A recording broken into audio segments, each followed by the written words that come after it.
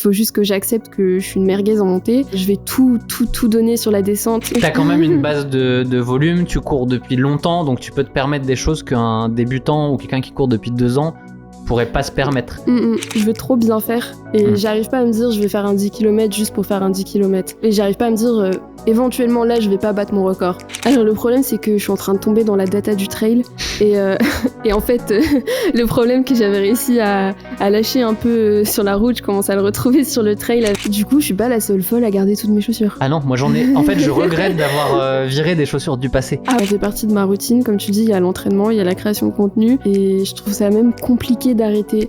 Je crois que depuis que j'ai commencé, donc en 2022, j'ai pris vraiment très très peu de vacances hors de mon téléphone et hors du contenu. Tu inspires des gens à pratiquer une activité physique. Oui, absolument. Et du coup, ça c'est d'utilité publique. Ouais, donc que ça vous plaise ou que ça vous plaise pas, en fait, il faut qu'il y ait des gens pour dire regardez, c'est cette pratique-là, en fait, inspirez-vous de ça. Et c'est drôle parce que je repensais à la première fois où on s'est rencontrés, c'était à la Maxi Race. Ouais. Et en fait, on était sur une course en relais, mais un relais où en fait tu ne te vois pas quasiment parce que toi tu faisais le départ de nuit à 2h du matin. Oui. Et moi j'ai couru à 9h, il y avait quelqu'un entre nous deux, celui qui a fait qu'on s'est rencontrés, Kevin. Oui. Mais c'est pas un relais où c'est pas un truc d'équipe en tant que tel, parce que là 99,9% de ton temps tu es sur une course de trail. Oui, donc compliqué de se croiser et de se voir. Mais en même temps, je trouve ça cool ce format relais parce que tu sais que moi j'étais pas en super forme,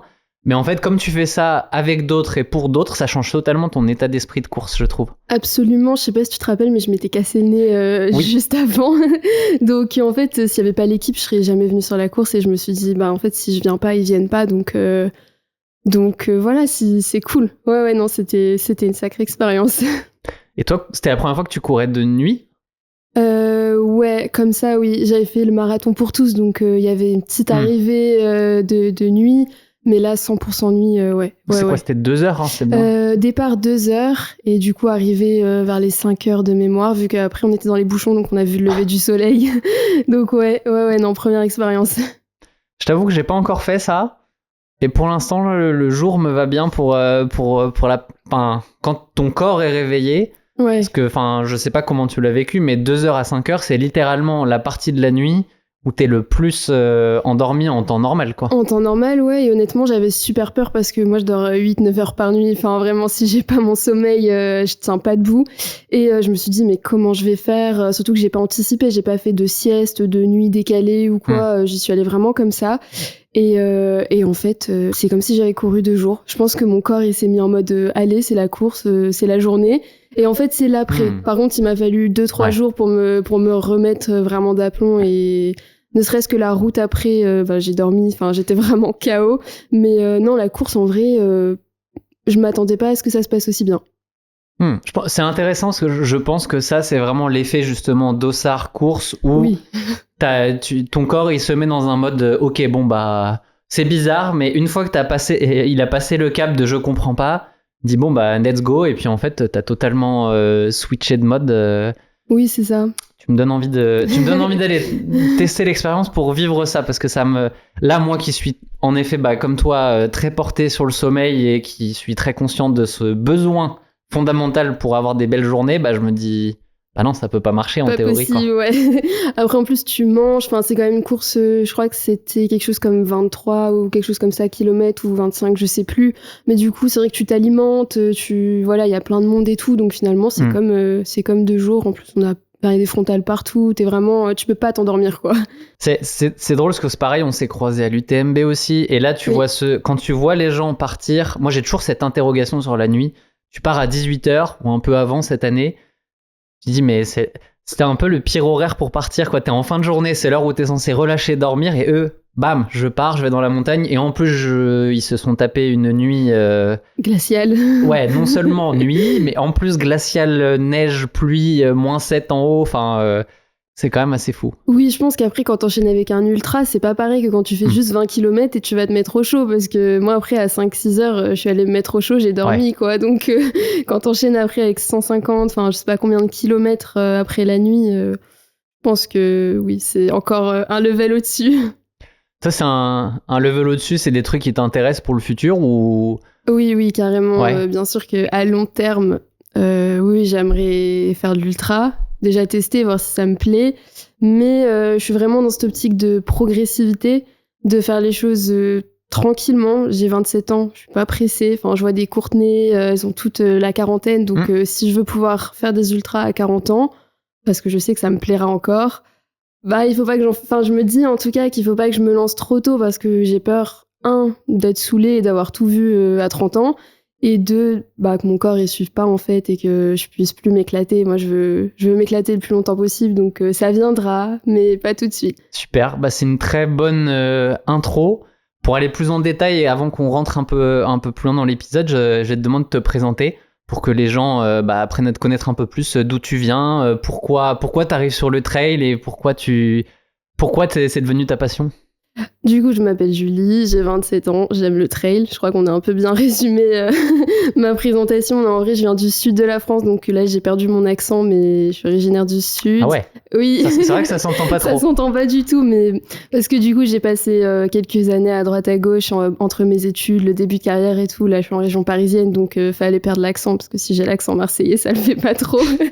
Mais du coup, on retourne dans le sud là, donc je vais vite retrouver l'accent.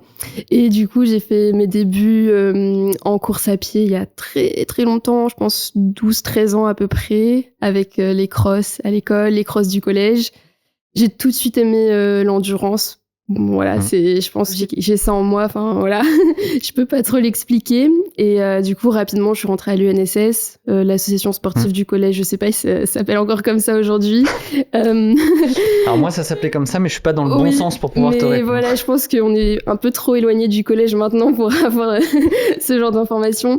Du coup, voilà, après, j'ai rapidement intégré un club FFA pour découvrir l'athlétisme. Donc, je suis passée par toutes les disciplines, les haies, les lancers, le saut, enfin, les trucs vraiment que je détestais, mais que j'étais obligée de pratiquer en tant que débutante en athlétisme. Et rapidement, ça a été 800 mètres cross au début. Puis un peu de route. Après, j'ai arrêté pour les études supérieures parce qu'il fallait bosser à côté des études. Donc, c'était incompatible avec une pratique sportive en plus. Donc, je faisais quelques footings, mais rien de transcendant. Et après, grâce au Covid, introduction du télétravail, j'ai pu avoir un taf en télétravail en plus de mes études et reprendre la course. Et rapidement, j'ai repris une licence pour faire des compétitions parce que c'est vraiment ce qui m'anime. Et en fait, je sais pas, la transition route-trail s'est faite assez naturellement. Je pense que j'ai toujours fait un petit peu de trail, mais tout dépend comment on définit le trail.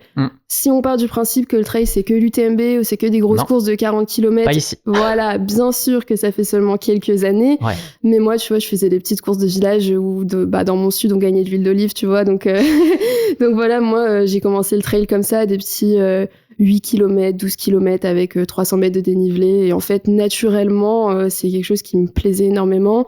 Et naturellement, j'ai fait cette bascule. Pourquoi ? Parce qu'en fait, sur route, t'as cette pression du chrono tout le temps. C'est très cadré, très millimétré. Et en fait, j'arrive en fin de saison. Je suis pas athlète élite, je suis pas pro. Enfin voilà, je suis vraiment consciente de mes capacités, mais je me mettais quand même une énorme pression du chrono. Et j'arrivais en fin de saison et je me disais, là, j'ai envie de courir juste pour le plaisir. Et c'est là qu'en fait, j'ai vraiment basculé dans le trail parce que dans le trail, le chrono, il veut absolument rien dire. C'est clair. Et du coup, j'ai réussi à me détacher de la montre et à juste prendre du plaisir et découvrir les paysages. Et voilà. Et maintenant, c'est devenu plus qu'une passion. Enfin voilà. La définition du trail, pour ceux qui nous écoutent, si vous n'êtes pas d'accord, c'est pas grave. Mais trail, si littéralement ça veut dire sentier, ça veut pas dire sentier de montagne. Donc voilà. Des sentiers côtiers en Bretagne, en Île-de-France, il y a plein de belles forêts aussi. Bref, tous les trails, tout ce qui est catégorisé trail, quel que soit le coin de la France, a son intérêt. Et c'est presque deux sports différents. Parce que le trail de montagne est un morceau très différent du trail dans un terrain un peu moins vallonné, mais moins dénivelé, où en fait c'est des trails où tu vas courir tout le temps, et c'est pas du tout le même effort en réalité.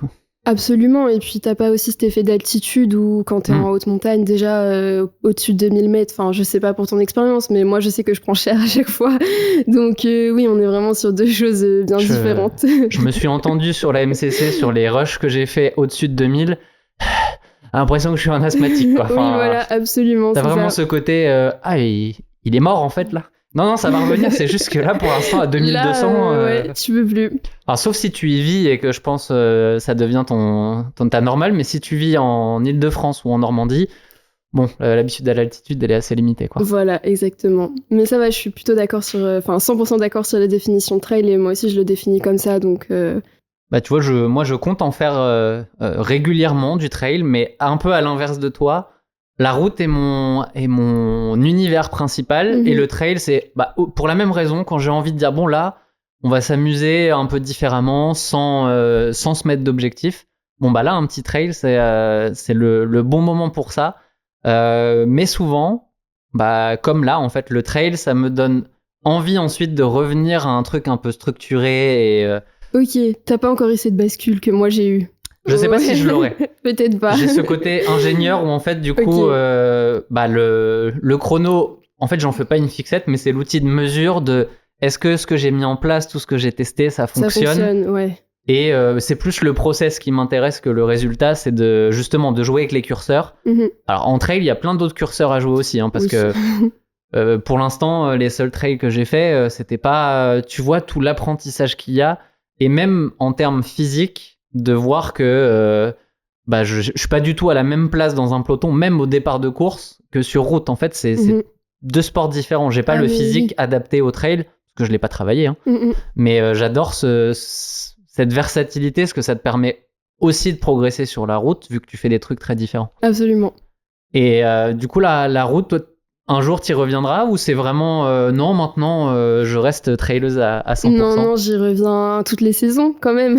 En hiver, en fait, étant donné que la montagne est enneigée, qu'on peut pas faire de trail en haute montagne, je me sers vraiment de l'hiver. Donc avant, quand j'étais encore licenciée, je faisais des crosses. C'est mon premier amour, le cross. J'ai commencé l'athlé avec le cross, donc j'aimais beaucoup ça. Peut-être que j'y reviendrai, mais sans licence, c'est un peu compliqué. Et du coup, pour l'instant, je fais principalement de la route en hiver. Ça me permet vraiment de gagner en vitesse et de travailler ces qualités-là qu'on va après transposer sur le trail en été. Donc l'hiver dernier, j'ai vraiment focus ma prépa sur du 10 km. Je voulais, encore une fois, j'avais un chrono en tête, je voulais le faire. Donc voilà, j'ai vraiment tout mis en place pour faire du 10 km. Et j'ai eu une opportunité de faire un marathon, donc j'ai fait un marathon. Moi, j'ai surtout vu un sub 3 heures marathon où je me suis dit, wow, ça cavale. Oui, il s'est rajouté au programme, il n'était pas prévu, mais c'est le genre d'opportunité qu'on refuse pas. Donc je l'ai préparé rapidement. Et j'ai tenté le sub 3 heures et c'est passé, donc très très cool. C'est un bon signal que les longues distances et toi, c'est un bon fit, parce que shifter d'une prépa 10 à une prépa marathon en quelques semaines, c'est, si t'as le profil endurance, ça se passe. Et pour certains, c'est no way, t'as aucune chance. Non, c'est pas recommandé, non, c'est sûr. Et je dis, mais même que ce soit recommandé ou pas, en fait, c'est... T'as quand même une base de volume, tu cours depuis longtemps, donc tu peux te permettre des choses qu'un débutant ou quelqu'un qui court depuis 2 ans pourrait pas se permettre. Mais bon, j'imagine que tu savais qu'il y avait un risque que le jour J, tu découvres un mur. Oui, j'ai de la chance, j'ai encore jamais connu le mur sur marathon. Alors je l'ai découvert sur trail assez récemment, mais je l'ai jamais connu sur marathon et j'espère ne jamais le connaître. Mais non, c'est sûr que j'ai eu beaucoup de chance. J'ai quand même beaucoup investi dans ma prépa cet hiver, et comme tu dis, j'avais le volume, j'avais aussi les antécédents qui font que quand tu cours depuis plusieurs années, c'était pas mon premier marathon, donc je savais à quoi m'attendre. Et je prends vraiment le marathon avec beaucoup d'humilité, parce que même si tous les curseurs sont ouverts, il peut tout se passer sur un marathon. Donc j'y allais avec vraiment beaucoup d'humilité. Honnêtement, j'y allais même avec l'envie de faire un meilleur chrono. Mais voilà, je suis hyper contente et j'ai pris vraiment beaucoup de plaisir, et je sais que je retournerai sur le marathon, pas en 2026 parce que ça fait beaucoup de pression mentale en fait, une prépa marathon, et je me sens pas d'en refaire une tout de suite. Étant donné que j'ai pas fait de semi depuis 2021 je crois, ou 2022, je vais me focaliser sur le semi cet hiver pour essayer d'aller chercher encore une fois un bon chrono. Et une fois que j'aurai validé vraiment tout ce travail hivernal, je repasserai sur trail et éventuellement un marathon 2027, je pense. C'est hyper intéressant la manière dont tu vois cette construction de saison, parce qu'en fait, faire de la vitesse l'hiver, après, ça t'amène énormément quand t'es dans la... Après, tu peux faire focus sur ce qui te fait plaisir, c'est-à-dire faire du long, traîner, passer du temps dans les sentiers. Au final, tu sais que tu as cette base qui a un acquis qui va te servir. je trouve ça hyper intéressant en tout cas comme approche. Et en plus, bah, ça fait de la variété. Donc j'imagine que tu vas quand même t'amuser sur route l'hiver, même si tu as plus un penchant trail. Bah, du coup, en faisant moins de route, t'arrives à y trouver un peu de plaisir dans ce process-là. Faut juste pas en faire trop, sinon après c'est là où tu tombes dans le trop de chrono, trop de pression en fait. C'est vraiment en fait je veux trop bien faire et j'arrive pas à me dire je vais faire un 10 km juste pour faire un 10 km. Du coup, et j'arrive pas à me dire éventuellement là je vais pas battre mon record. C'est-à-dire que tous les 10 km que j'ai fait jusqu'à présent, j'ai battu mon record, ce qui est vraiment assez rare je pense pour un coureur commun, on va dire. Et je me mets une telle pression que en fait si je sais que je vais pas battre mon record, pour moi ça sert à rien d'y aller quoi. Donc oui, je pense que je suis obligée d'avoir un peu cette bascule trail pour mon bien-être mental aussi. Mais à la fois, à la fin de l'été, là, tu vois, ça commence à me manquer. Ça fait longtemps que j'ai pas frôlé le bitume depuis le marathon en avril.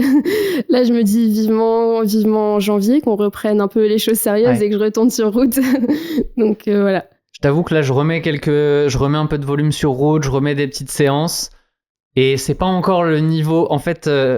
voler sur le bitume, c'est ça que tu viens de dire, sentir le bitume. Frôler le bitume. En fait, c'est ce sentiment-là quand tu l'as, c'est quand même grisant de te dire, ça déroule en fait facilement. C'est un grand mot, mais il y a quand même un moment quand t'es en forme ou sur la route, t'es juste un peu en pilote automatique et tu laisses l'allure et tu la tiens le plus longtemps possible. Mais en plus, le semi, c'est une belle distance pour ça parce que c'est vraiment dans la zone. C'est dur, mais pas tant que ça. Donc, si t'es en forme, tu peux vraiment t'amuser sur ce semi. J'espère. Tu comptes faire quelle course ? Le semi de Cannes. C'est là où j'ai battu mon record sur 10 km l'année dernière. Donc, comme je suis hyper superstitieuse en plus, je me dis let's go. Et en plus, c'était mon premier semi. Donc voilà, j'y retourne. Et du coup, sur l'aspect battre ton record à chaque course, je t'avoue que je partage un peu ce côté-là. Un peu beaucoup. Je l'ai peut-être juste plus calmé avec les années. Mais en réalité... Cette année, j'ai fait des courses sur route, mais en mode sans objectif. Bah, c'est pas pour moi. Enfin, à part le faire avec quelqu'un et accompagner quelqu'un dans son objectif. Donc, en fait, t'as quand même un objectif de chrono. Mais faire des courses pour les faire, bah, en trail, oui. Parce que tu te balades. Voilà. Mais faire une course sur route juste pour la faire, moi, et puis c'est ma pratique, hein, je critique personne en disant ça. Moi, je sais pas faire en fait. J'ai l'impression de me dire mais qu'est-ce que tu fous là Oui, c'est ça. Tu pourrais être juste à courir et j'arrive pas à trouver la motivation d'être dans l'entre-deux. Donc je pense que je remettrai plus de dossard sur route sans être prêt ou au moins pouvoir. Alors battre mon record peut-être pas sur toutes les courses mais au moins être prêt et te dire je sais que j'y vais avec un niveau de forme qui va me permettre de me donner à 100%. En fait, c'est surtout ça. Oui, c'est ça. Me dire, j'ai ce niveau-là, je viserai pas mieux. Mais par contre, t'y vas pour finir tout rouge et adossé à la barrière à l'arrivée, quoi. Je pense que ça te parle un peu, ça. Oui, tout rouge, adossé à la barrière, oui, absolument. Mais moi, je crois que j'ai fait vraiment très, très peu de courses sans objectif. Je me rappelle d'avoir fait le marathon Nice-Cannes en relais avec ma famille. Donc là, bien sûr, c'était vraiment juste pour le fun. J'ai aucune idée du chrono, j'avais pas de montre. C'était vraiment une course qu'on partageait. Et je pense, notamment là, je vais faire aussi le Marseille-Cassis, vraiment avec des connaissances. J'y vais très chill, je suis en reprise, donc j'ai pas d'objectif. Mais pour moi, le principe d'accrocher un dossard, en fait, et encore une fois, comme tu as dit, il n'y a aucun jugement et chacun prend du plaisir comme il veut. Hein. Mais pour moi, le principe d'accrocher un dossard, c'est de me dire, OK, pendant peut-être 8, 10, 12 semaines, j'ai travaillé, j'ai fait 7 prépas. Le dossard, il va me permettre de voir si j'ai bien travaillé et si j'ai progressé et s'il y a du résultat. Mais pour moi, accrocher un dossard juste pour aller me promener, je vais pas payer pour le faire et je vais pas me mettre au milieu de 10 000 personnes. Je vais aller le faire le dimanche toute seule et voilà quoi. Pareil. Mais on se comprend. En fait, on se comprend et en même temps, il faut amener le côté, c'est normal de pas penser comme ça. En Absolument, oui. C'est juste un mode un petit peu c'est un mindset de gens qui sont matrixés à la performance. Non, mais oui, un peu. Et en fait, tu le dis, le biais, c'est que tu ne sais pas faire autrement. Et en fait, tu préfères ne pas aller faire de route Et c'est un problème en soi parce que du coup, c'est dur. Moi, j'aimerais bien pouvoir aller faire des courses et juste, je ne sais pas faire. C'est vrai que j'envie les gens qui font ça. Mes parents, ce week-end, par exemple, ils vont faire un 12 km en Camargue, je crois. Ils y vont vraiment juste pour le kiff et je me dis mais en fait moi je saurais jamais faire ça, je vous envie vraiment. Donc non, On est bizarre juste. Mais le trail est un bon remède pour ça parce que il n'y a aucun moyen. Enfin, tu peux définir à peu près le temps que tu vas mettre. Hein, si tu sais que tu peux faire à peu près 5 heures, si tu fais 6,5, tu doutes bien que ta course n'a pas été réussie. Mais grosso modo, la marge elle est souvent d'une demi-heure, quoi, en mode je pense que je peux faire ça à une demi-heure près. Mm-hmm. Donc qui te permet pas de dire j'ai réussi ma course ou je l'ai ratée, à part toi estimer concrètement est-ce que tu es content de ce que tu as fait ou pas. Et ça, j'aime bien cet état d'esprit-là que beaucoup retrouvent sur route parce qu'ils arrivent à le transcrire. Mais en trail, c'est alors, est-ce que globalement, tu es content de ce que tu as fait? Et ça, c'est assez cool. Enfin, je sais pas comment toi, tu le vis sur tes courses. Comment tu juges si ta course, elle est réussie ou pas?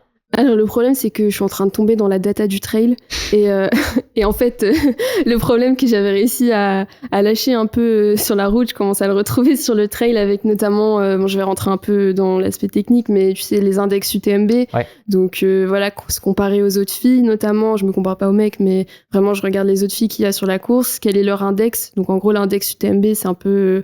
je sais pas comment l'expliquer, mais c'est un peu une note que chaque coureur a en fonction de son niveau, et plus la note va être élevée, meilleur est le niveau, et sachant que c'est public, donc on peut aller voir c'est un peu l'équivalent de ton chrono sur une course. Oui, absolument. Tu prends un semi tout plat, tu peux te comparer à tous les gens qui ont couru le même jour que toi. Absolument. Tu peux comparer à d'autres parcours, même si là, il y a des facteurs un peu différents, mais en gros, tu vaux tant au semi, bon, bah là, voilà, les gens ça. te comparent direct. Absolument. C'est vrai qu'en trail, il y a ça aussi. Et en trail, il y a ça, et bon, bah du coup, c'est un peu la métrique, on va dire, que je vais regarder. Et comment je qualifierais que j'ai réussi une course? En fait, je regarde toutes les filles qu'il y a au départ, leur index versus le mien. Si par exemple, je suis 15e sur la liste et qu'à l'arrivée, je finis 10e, je suis super contente parce que ça veut dire que j'ai réussi à battre quelques filles qui, sur le papier, sont meilleures que moi. Et à l'inverse, si je suis 20e, j'ai pas bien travaillé. Ça, c'est pour les courses, on va dire, avec un peu d'objectif où je suis censée arriver en forme, pas forcément à mon pic de forme, mais assez en forme. Et après, un trail vraiment plaisir, ça va être les sensations. Est-ce que j'ai réussi à bien m'alimenter? Est-ce que j'ai bien profité? Est-ce que je me suis mise dans le rouge? Ou est-ce que j'ai réussi justement à y aller vraiment tranquille parce que c'est pas une course objectif? Récemment, j'ai fait ma plus longue distance, c'était il y a 2-3 semaines. Et là, j'avais vraiment aucun objectif. J'ai pas regardé qui y avait, etc. parce que je voulais la terminer. Et là, en fait, j'ai réussi à la terminer. Pour moi, juste, j'ai réussi ma course, quoi. Donc, ça dépend vraiment des courses, des objectifs. Mais c'est bien il faut se mettre des objectifs différents à chaque course et se dire, alors là, qu'est-ce que je vais chercher? Et ça doit pas forcément être toujours la même chose. En fait, l'avantage en trail... Je vois Eléa qui arrive sur la fiche du podcast. Bonjour Eléa. Ouais, quand t'arrives sur une course, bah typiquement, moi je prends le trail cet été. J'avais pas d'objectif en soi. Je savais qu'est-ce que je voulais aller faire. Enfin, j'étais pas venu pour faire juste une promenade, parce qu'encore une fois, je veux arriver en étant fatigué et en me disant, mon plaisir, c'est d'arriver sur la finish line, me dire c'était un bel effort, on s'est bien donné. Et il y a plus rien dans le moteur, mais en même temps, tu sais que c'est pas ta course, tu l'as pas préparé comme un objectif de fou. Bah, il faut être humble face au parcours et te dire tranquille, je vais pas plus haut que certains. Je connais mes infos, je sais ce qu'il faut pas dépasser. Et ça, c'est un truc que j'apprends aussi avec le trail parce que sur route, t'as rarement ça. En tout cas, je sais pas le faire, on l'a dit tout à l'heure, mais en trail, d'ailleurs, on a fait une bonne partie du début de course de la MCC, avec plein de gens que je connaissais. Il y avait toi, il y avait William Denac, il y avait Joseph. Enfin, j'ai trouvé ça hyper drôle qu'on se retrouve sans spécifiquement s'être cherché. Du tout, oui. Ça s'est passé pendant une bonne première partie de la montée. Oui. Et après, t'as montré que t'étais bien en forme parce que d'une, sur la fin de la fin de montée, je t'ai pas revu. Moi, je t'ai revu par contre. Ah bon? Mais dans le rétro. Dans le rétro. Okay. Et tu remontais. Et je me suis dit, mais quand même, je me fais doubler par beaucoup de personnes là et ça remonte. Donc, je te voyais au loin. Mais heureusement, après, on a vite basculé. Donc, Et c'est là où tu peux faire un petit peu illusion en trail en montée. Parce que c'est quand même beaucoup lié à ton niveau physique et même si t'as pas tant travaillé les montées que ça, c'est très tes muscles, ton cardio et bon ça. Et quand on te bascule et qu'on arrive dans la descente et que t'as pas fait de trail de l'été, Bon bah là bizarrement c'est quand même les qualités de que c'est c'est là où le travail paye le plus en fait. Oui, ça pardonne pas. Et puis, il y a vraiment ce truc où, en montée, tu peux un peu le travailler partout. Tu vas faire une côte en bas de chez toi. Ouais. Une côte, ça reste une côte, en fait. Tu peux même le travailler à la salle avec des escaliers. Enfin, il y a vraiment plein de façons de travailler la montée. Et en plus, quand on prépare un trail, la première chose à laquelle on pense, c'est des plus. Et on se dit jamais, tiens, je vais travailler le D-. Et en fait, quand on arrive sur la course et qu'on voit qu'il y a des sacrées descentes, c'est là où, en fait, soit tu gagnes beaucoup de place, soit tu peux en perdre énormément parce que malheureusement ça pardonne pas, je vais pas te l'apprendre. J'ai pas perdu tant de place que ça dans la descente, mais j'ai perdu un genou. Non mais oui voilà. Toi par contre t'en as beaucoup gagné. Oui. Tu le ressens là quand t'es dans la course que d'une j'imagine que tu te dis waouh je vais bien parce qu'il faut avoir gardé l'énergie pour qu'à ce moment-là ça se passe, mais quand tu doubles les gens comme ça, c'est quoi le feeling que t'as à ce moment-là là? Parce que je sais plus combien de places t'as remonté dans la descente, mais 48. Oui, Mes infos quelque chose sont comme bonnes. ça, à 47 ou 48. Et du coup, ça fait quand même... Tu les vois passer, ces gens-là, au fur et à mesure Honnêtement, je me rendais pas du tout compte d'avoir doublé autant de personnes. Je pensais m'être fait doubler dans la montée par beaucoup plus de monde, au contraire. Et en fait, je pense que c'est le mental déjà qui joue beaucoup. Et en fait, ce qui s'est passé, c'est j'ai fait le Monte Rosa en juillet, donc un autre trail. Et il y a eu ce même schéma de course où dans la montée, c'était catastrophique. J'ai vraiment énormément souffert. J'ai beaucoup pleuré et tout. Enfin, voilà, ce que je veux surtout pas vivre en trail. Et dès qu'on a basculé et qu'il y a eu la descente, j'ai fait que remonter. Et je me suis dit, ok, en fait, peut-être que c'est ça le trail. Et en fait, il faut juste que j'accepte que je suis une merguez en montée. C'est ok, je vais le travailler, mais pour l'instant, je l'accepte. Et je vais tout donner sur la descente. Et en fait, j'ai revécu ce même schéma sur la MCC. Et en fait, pendant les montées, je me suis dit surtout, tu paniques pas, tu te rappelles ce qui s'est passé en juillet, tu te mets pas à pleurer, genre c'est ok, tu vas souffrir, tu vas te faire doubler, mais c'est ok. Et en fait, il s'est passé vraiment la même chose et je me suis dit, mais c'est incroyable. Et là, il y a 3 semaines sur mon trail, il s'est repassé la même chose. Donc, je pense en fait que c'est un truc qui, moi, me correspond. Je pense que voilà, j'ai des qualités en descente et je vais vraiment jouer là-dessus, puisqu'en montée, je pense que je peux pas trop progresser. Si ce n'est faire encore de la muscu, faire du travail spécifique. Mais je pense qu'il y a quelque chose à faire sur ces descentes. Franchement, c'est hyper satisfaisant, je vais pas le cacher, hein, c'est vraiment très cool. Mais je me mets dans ma bulle et honnêtement, j'ai pas vu passer toutes ces personnes en fait. Je me suis vraiment mise dans ma bulle et juste je fais mon truc. Et j'étais plus concentrée sur le fait que ça allait mieux mentalement et que j'étais bien et que j'étais trop contente d'aller bien et que voilà, juste profiter du bien avant de me taper la deuxième montée où là, ça allait être violent. Donc je me concentre vraiment juste sur moi et pas du tout sur les autres. Et voilà, mais je pense que c'est un bon schéma de course. Je rigole parce que moi, le moment où je me dis c'est trop bien, c'est le moment où 5 minutes après, je suis par terre. Donc il a pas duré très longtemps celui-là. Oui. Physiquement, mais en vrai, c'est hyper cool quand t'as envie de faire du trail de te dire ma force c'est la descente. Ouais. Parce que si je reprends, je pense que c'est Mathieu qui dit ça, Mathieu Blanchard. La descente, c'est là où tu fais les différences en fait. En montée, oui, tu peux avoir l'impression d'être plus ou moins bien, mais en fait. Il faut dépenser beaucoup d'énergie pour prendre de l'avance dans une montée, alors qu'en descente, si t'es bon en descente, tu vas plus vite, mais en dépensant 0 énergie de plus, en fait. Donc c'est... oui. Et en plus, la montée, même si tu dis que potentiellement tu peux... Enfin, c'est là où il y a le plus de rapport à la réussite avec le travail. Oui. Donc en fait, tu le travailles. Dans tous les cas, tu vas t'améliorer un peu et tu pourras toujours profiter de ta force en descente. Et en même temps, après, en te disant, je suis de moins en moins merguez, comme tu dis, en montée. Mais à la fin, t'es qu'au début, hein, c'est ça qui est cool. En plus, oui, c'est vrai. C'est que là, tu finis 9e féminine à la MCC. C'est encourageant de te dire que, en étant encore avec plein de trucs que tu penses pouvoir améliorer, d'être déjà... Je comprends aussi pourquoi tu commences à regarder les index, parce qu'en fait, quand t'es dans ces classements-là, c'est pas la même chose que... Je sais même pas combien j'ai fini à la MCC, mais en fait, je m'en fous. Oui. Et mon index, je fais pas assez de trail, assez préparé pour que ça m'intéresse. Donc, mais oui, de toute manière, quand t'as un profil un peu performeur qui se met la pression sur les chronos sur route, ça passe pas en mode non, ici, en trail, pas du tout. Je pense que je t'aurais pas cru si tu m'avais dit... Oui, non, je peux pas mentir là-dessus. Mais c'est cool. Tu Tu t'envisages quoi pour l'année prochaine, du coup, en trail? Plein de choses. Ouais. Déjà, on va T'as faire. choisi? Ouais. Ok. J'ai choisi. Après, va falloir voir un peu les dossards que je vais pouvoir avoir. Il y a des inscriptions qui sont pas encore ouvertes, d'autres où c'est déjà complet. Enfin, c'est de plus en plus compliqué les de dossards. courir. Donc, déjà, je vais essayer d'aller faire mieux sur la MCC l'année prochaine.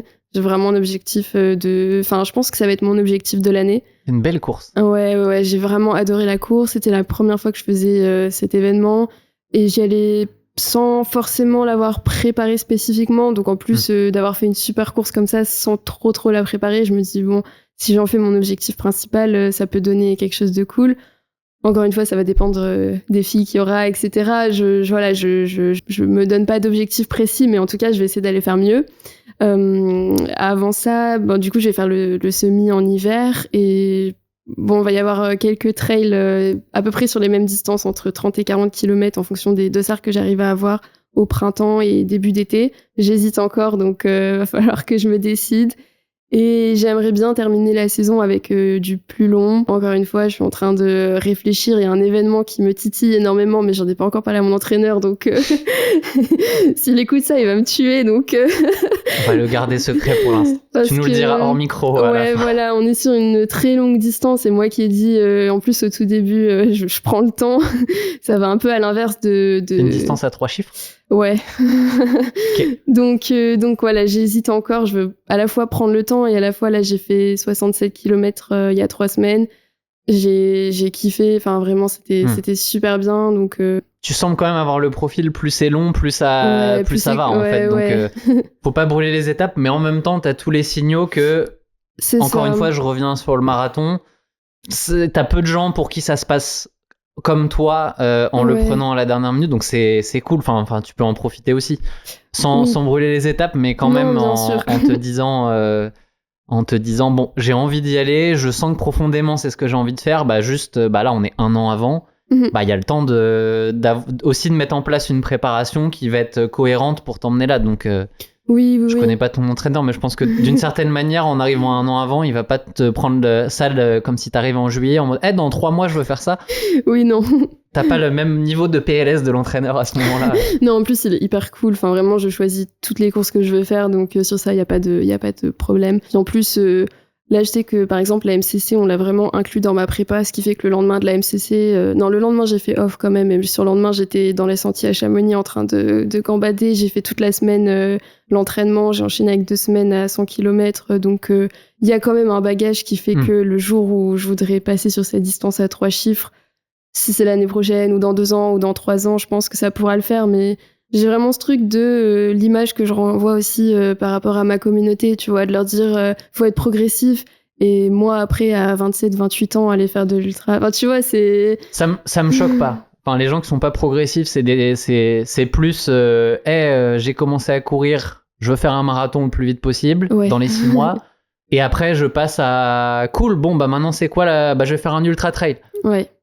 Non, voilà, c'est le genre de discours que j'essaye de promouvoir sur mon compte, de vraiment y aller progressivement, mollo. Mais là, en effet, des trails de 40-50, ça devient un peu pas la routine, mais ça va, j'en ai encaissé pas mal, on va dire. J'ai envie de découvrir un peu. Ouais, puis tu as encaissé des prépas aussi, du travail musculaire. Enfin, en fait, faut pouvoir faut pouvoir l'encaisser du plus long, mais quand tu sais que ça s'est bien passé sur une certaine distance, il faut continuer de travailler sur les qualités techniques, musculaires, évidemment, mais plus tu le dis, t'as parlé de différents outils, genre la salle, tout ça. Enfin, j'imagine que tout ça, tu le fais déjà bien, ton corps a une base et t'as plus qu'à continuer de pousser un peu dans ce sens-là. Oui. Tu vas à la salle régulièrement ? Oui, j'y vais au moins 1 à 2 fois par semaine, toutes les semaines, depuis assez longtemps. En fait, j'étais un peu comme pas mal de coureurs, j'ai connu la blessure, et en fait, finalement, j'ai commencé la muscu, le renfo et la muscu pour soigner la blessure. Et après, en fait, je me suis rendu compte que c'était, à mon niveau, en tout cas, en courant au moins 6 fois par semaine, indispensable. Après, je sais qu'il y a des coureurs qui courent encore plus et qui vont pas à la salle, donc ça dépend des personnes. Mais pour moi, en tout cas, je suis arrivée à un stade où je peux pas encaisser beaucoup plus de volume sans mettre tout le reste à côté en place, c'est-à-dire aller à la muscu au moins 1 fois par semaine, faire du vélo, faire de l'elliptique, Enfin, vraiment, en fait, je joue avec tous les curseurs et ça fonctionne bien parce que du coup, depuis 1 an et demi à peu près, j'ai plus aucune blessure. Donc, je croise les doigts, vraiment, je veux pas me porter la poisse, mais ça a l'air de fonctionner. Mais en effet, je peux pas juste courir, quoi. Faut vraiment que je mette plein de choses en place autour parce que sinon, je sais que mon corps, il a ses limites et au-delà de 60 km par semaine, si je fais rien d'autre autour, ça tient pas, en fait, je suis tout le temps. Donc voilà, c'est compliqué quand on veut faire du long de pas pouvoir courir plus, mais Je partage. on ajuste. Je partage totalement parce que c'est par ça que je suis passé aussi il y a, Ouais, il y a voilà. plus longtemps, mais blessure. À un moment, penser qu'en fait mon volume maximum c'est 60-70 et que je peux pas faire plus, et que le jour où tu mets du renfort Paf. et que t'es progressif après sur augmenter le absolument. volume, et bah finalement t'es capable de monter. Et j'étais vraiment genre 60-70, c'est pour ça que je ris, c'est la même chose. Oui. Et dans ma dernière prépa marathon, j'ai fait je sais pas 10 semaines à plus de 100 km et certaines à 130, 140. Et ben en fait finalement le corps il tient dans ces conditions là, donc C'est ça. donc c'est vraiment quelque chose. Et c'est pareil, ce que je retiens quand en fait tu fais les choses super bien et en même temps t'hésites à monter, et souvent les gens qui ont rien fait passent tout de suite. Oui. C'est vraiment le genre, il y a les deux opposés. Ouais. C'est là tu sais que t'as plus de 10 ans de course à pied derrière toi, que t'as différents en plus niveaux de pratique, parce qu'on reviendra un peu, mais l'athlé, les courtes distances, le cross, la route, le trail, en fait t'as un profil complet, donc qui apporte aussi des choses. T'as les années de renfort. Bon, bah en fait, dans tous les cas, tu sais que tu coches les cases pour aller faire du long et que ça se passe bien. Et bah, ça fait beaucoup de cases à cocher. T'as parlé de 6 fois par semaine aussi. Enfin, pour ceux qui nous écoutent et qui pensent à faire du long, bah ouais, en fait, le long, ça se mérite. Et si on fait pas... alors, on n'est pas obligé d'avoir tout ça, mais quand même... C'est mettre les chances de son côté que ça se passe bien, quoi. Oui, c'est ça. Après, c'est sûr que t'en vois plein aujourd'hui qui se lancent sur de l'ultra. Et honnêtement, je pense que je dirais pas n'importe qui peut finir un marathon aujourd'hui, mais presque. Après, ça dépend comment est-ce que tu veux le finir. Est-ce que tu veux souffrir de A à Z? Est-ce que tu veux le finir en marchant et vraiment vivre la pire course de ta vie?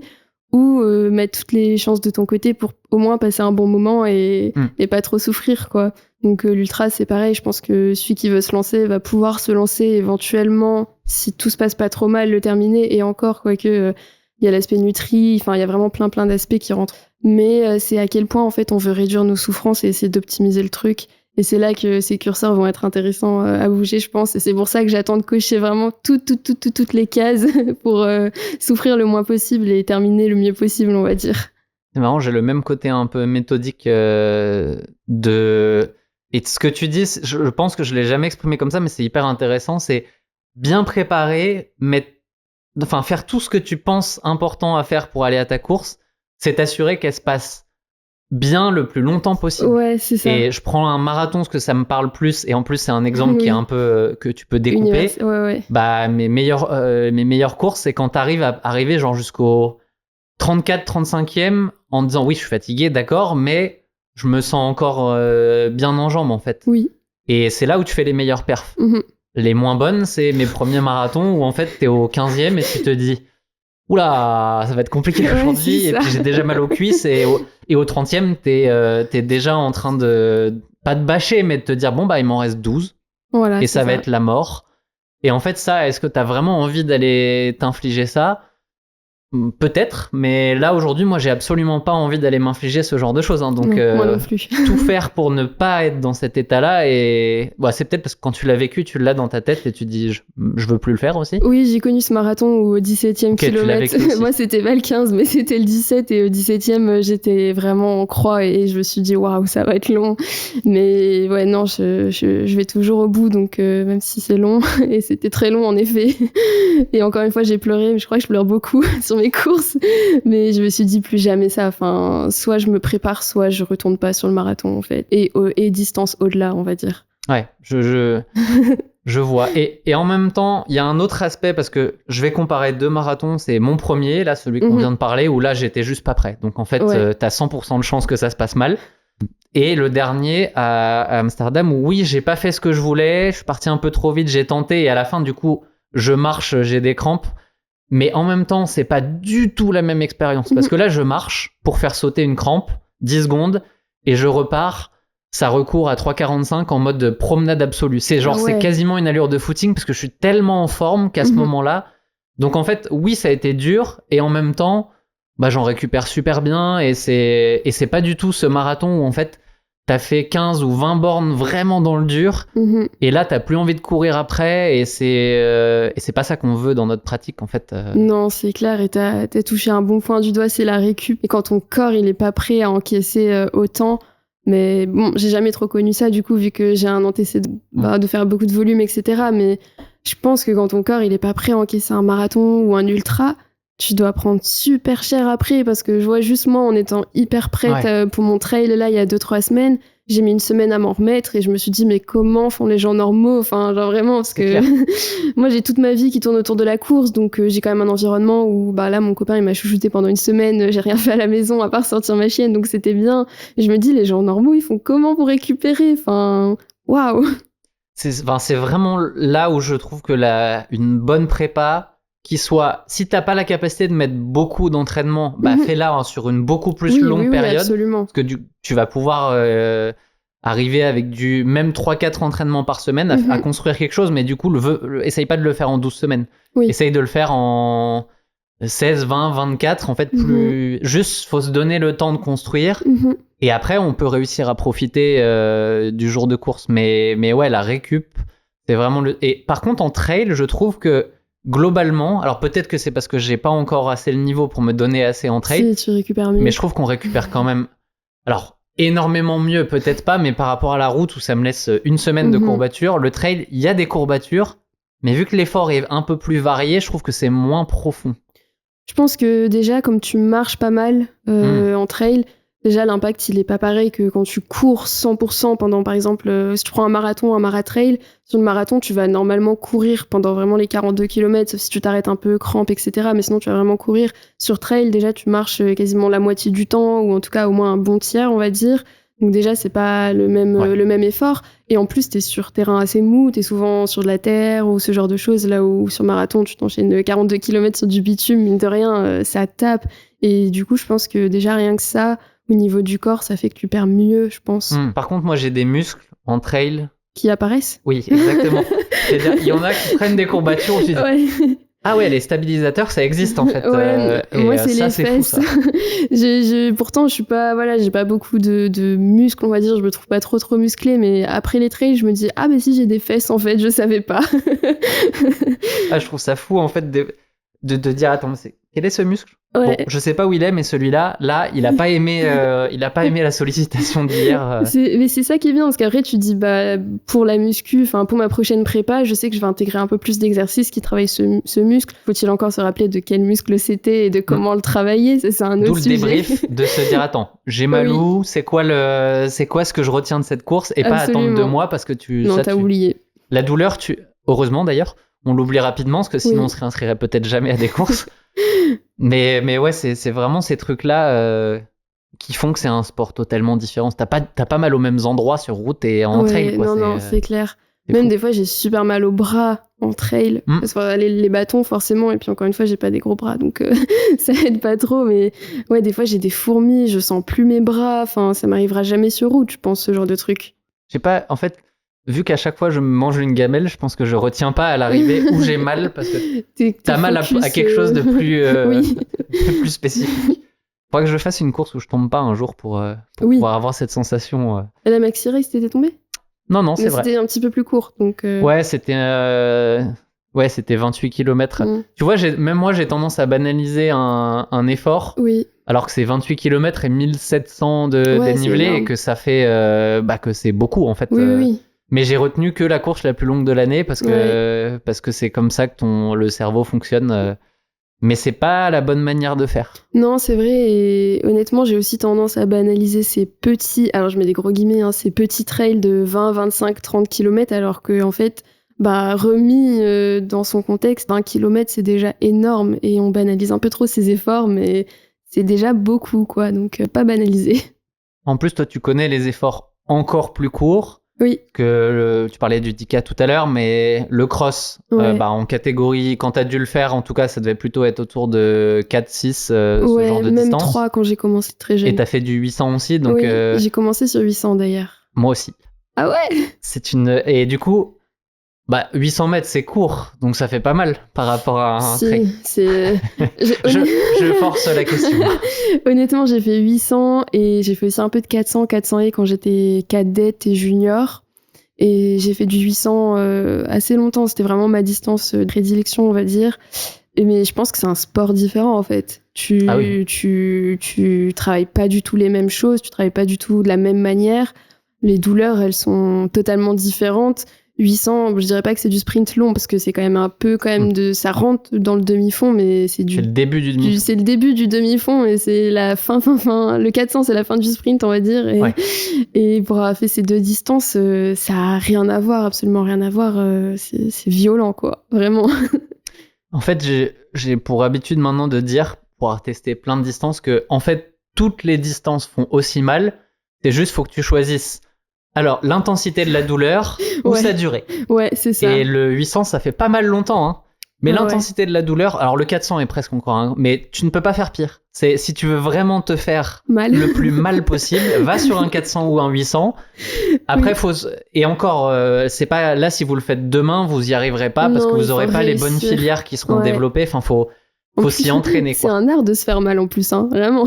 Je pense que moi, je sais pas si c'est parce que en termes de gestion du lactate, mon corps est pas bon à ça, ou si dans ma tête, j'ai jamais réussi à pousser le curseur, mais le 800 mètres a jamais voulu j'ai beaucoup de choses qui m'aiment pas, en fait. Le marathon m'aime bien et pas le trail et pas le 800. Mais le 800, j'adorais ça et pourtant, j'ai jamais réussi à ce que cette fameuse dernière ligne droite, ça soit pas l'autoroute du ralentissement. Ah ouais, alors que moi, à l'inverse, toute humilité, j'ai beaucoup de vitesse déjà de base.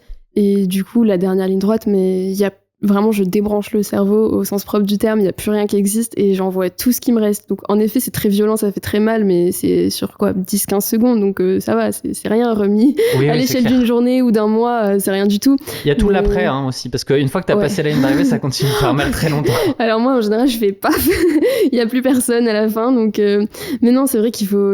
Et bizarrement, j'arrive à me mettre. Enfin, en tout cas, j'arrivais, parce que j'en fais plus aujourd'hui, mais j'arrivais à me mettre dans des états.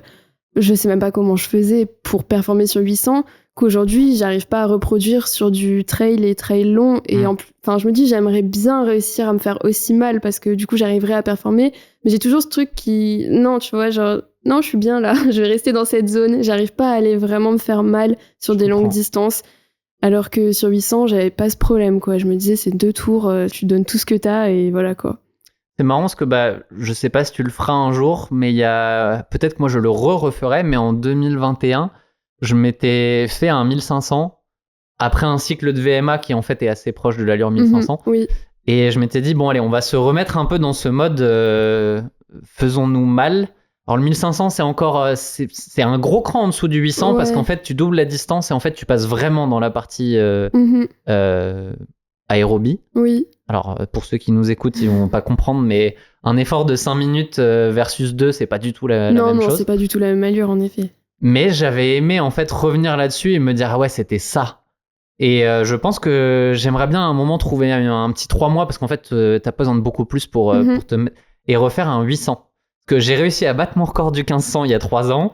J'aimerais bien battre le record du 800 un jour et en fait juste se remettre dans le cerveau aussi c'est quoi la vraie douleur de ces trucs-là pour qu'après ça serve sur tout le reste. Enfin, absolument. Je trouve que c'est hyper complémentaire tout ça.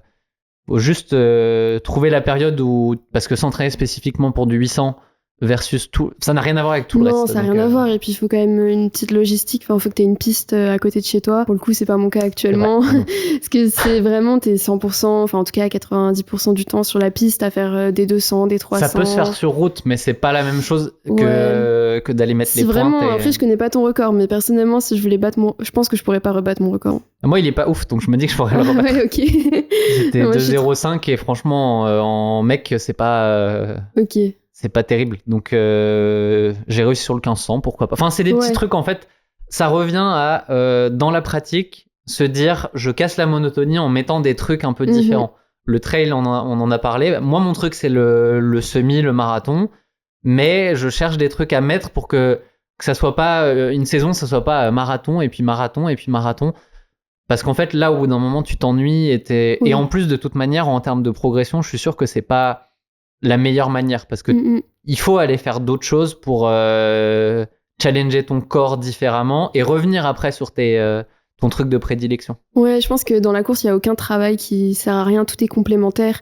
Et du coup, c'est hyper utile de passer de ces distances à l'autre. Comme on disait tout à l'heure, tu vas découvrir des muscles, tu vas découvrir des filières également. Donc non, c'est hyper intéressant. Et ouais, je suis totalement d'accord, je te rejoins là-dessus. Je suis pas sûr que j'y arriverai encore. C'est du cross, sinon. Ouais, c'est pareil, mais le cross, à chaque fois, tous les ans, ça fait 2 ans que je suis rentré en France. Mais ça fait 2 hivers où je me dis, ouais, je vais y aller. Et puis, alors là, tu vas voir, il y a vraiment ce côté, est-ce que je suis encore capable de me faire mal? Parce que c'est vraiment se faire mal psychologiquement, parce que le cross, pour ceux qui ne connaissent pas, tu te lèves un dimanche matin et tu vas passer ta journée sous la pluie dans un champ, debout, pour courir en débardeur et attendre sur la ligne de départ comme un... Enfin, c'est vraiment un truc spécial, en fait. C'est pareil, à la fois, j'adore ça parce que c'est le fondement de la course, en fait. En plus, il n'y a pas de chrono parce que c'est pareil, t'es comme en trail, t'es en nature, donc le chrono ne veut pas dire grand-chose. C'est juste toi, tes pointes et les autres autour. Donc c'est à la fois le fondement du sport et en même temps, il faut y aller, quoi. Ouais, c'est clair. Je pense que faut être soit sacrément fou, soit aimer la pluie, j'en sais rien. Mais en tout cas, c'est vrai que le cross, c'est particulier, mais... C'est ça aussi qui fait son charme, tu vois. Quand t'as passé la journée sous la pluie et tout, et après que tu vas manger une barquette de frites, c'est... Petite galette de saucisse en Bretagne. Ouais, exactement. À Carré, là, c'était... Non, franchement, c'est que des bons souvenirs. Et je suis hyper contente, rien à voir, mais je suis hyper contente d'avoir connu l'athlétisme et connu le cross et commencé comme ça, parce que je me dis, aujourd'hui, j'apprécie trop la route, le trail, etc., mais je suis trop heureuse d'avoir vécu mes années athlées, à découvrir toutes ces disciplines, avoir fait du 800, j'ai fait un peu de 1500, pas fou non plus, mais avoir fait les crosses à fond, parce que c'est un peu l'école, comme tout le monde le dit, hein, l'école de la vie, quoi. Le cross, t'apprends tout, quoi. Donc c'est trop bien. Ça fait mal. Oui. Tu peux te prendre des coups de pointe, ça fait mal aussi. Ouais, des coups de coude, des coups de tout ce que tu veux. Là, ça donne pas envie d'écrire comme ça, mais... Non, mais c'est trop bien. Ouais, le truc, c'est qu'il y a quand même un côté... Bon, là, par contre, tu vas sur un cross, par rapport à tous les autres formats de course qui sont grand public, le cross, t'as beaucoup de gens, la majorité des gens sont là pour tabasser. Non, faut y aller pour la perf et pour la bagarre. Hein. Oui. Si vous voulez aller sur une course plaisir, allez pas vous promener en cross, allez juste pas kiffer. Vous allez vous prendre des coups et tout. Enfin, c'est vraiment le sport bagarre par excellence. Enfin, genre c'est course, la bagarre, c'est ça. Exactement. Avant tout contre toi-même, hein, mais quand même. Et c'est là où tu retrouves l'intérêt aussi ce que t'as en trail, remarque, tu me diras. On va voir ce que t'en penses, mais en cross, en fait, à la fin, c'est le sprint final contre... y a quelqu'un à côté. Ouais. Ton seul intérêt dans cette course, c'est de te dire, allez, on essaye de se donner au max. Ouais. Et moi, j'ai découvert ça l'année dernière en trail que... Selon certains, il faudrait vraiment être béni oui et finir tout tranquille... et pas avoir de sprint d'arrivée. J'ai vu des vidéos polémiques. Et tu te dis, pourquoi? Enfin, moi, venant du cross, en fait, c'est une ligne d'arrivée. C'est une ligne d'arrivée. C'était obligé d'aller je suis d'accord. te flinguer à la ligne d'arrivée. C'est le principe, en fait. C'est comme ça. Dans tous les cas, j'ai pas d'animosité non plus. Chacun sa pratique, mais dans les deux sens, quoi. Oui. Je reviens un petit peu sur la MCC. On a un sponsor du jour qui est Kailas. On a couru avec la même paire de chaussures tous les deux à la MCC. Ouais. Qui est ah non, t'avais peut-être la Fuga X Pro et moi j'avais la 330, le modèle un peu plus intéressant. Un peu plus confort.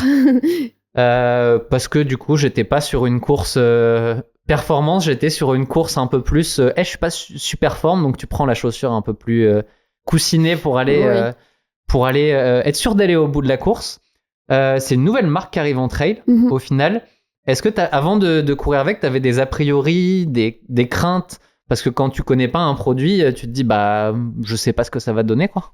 Absolument, comme à chaque fois que je teste des produits, de toute façon, tu te dis est-ce que déjà ça va me convenir, parce que les chaussures c'est hyper personnel, je trouve. J'ai tout le temps plein de gens qui m'envoient des messages pour me dire tu peux me conseiller une paire, je débute par exemple en trail et je sais pas quoi prendre.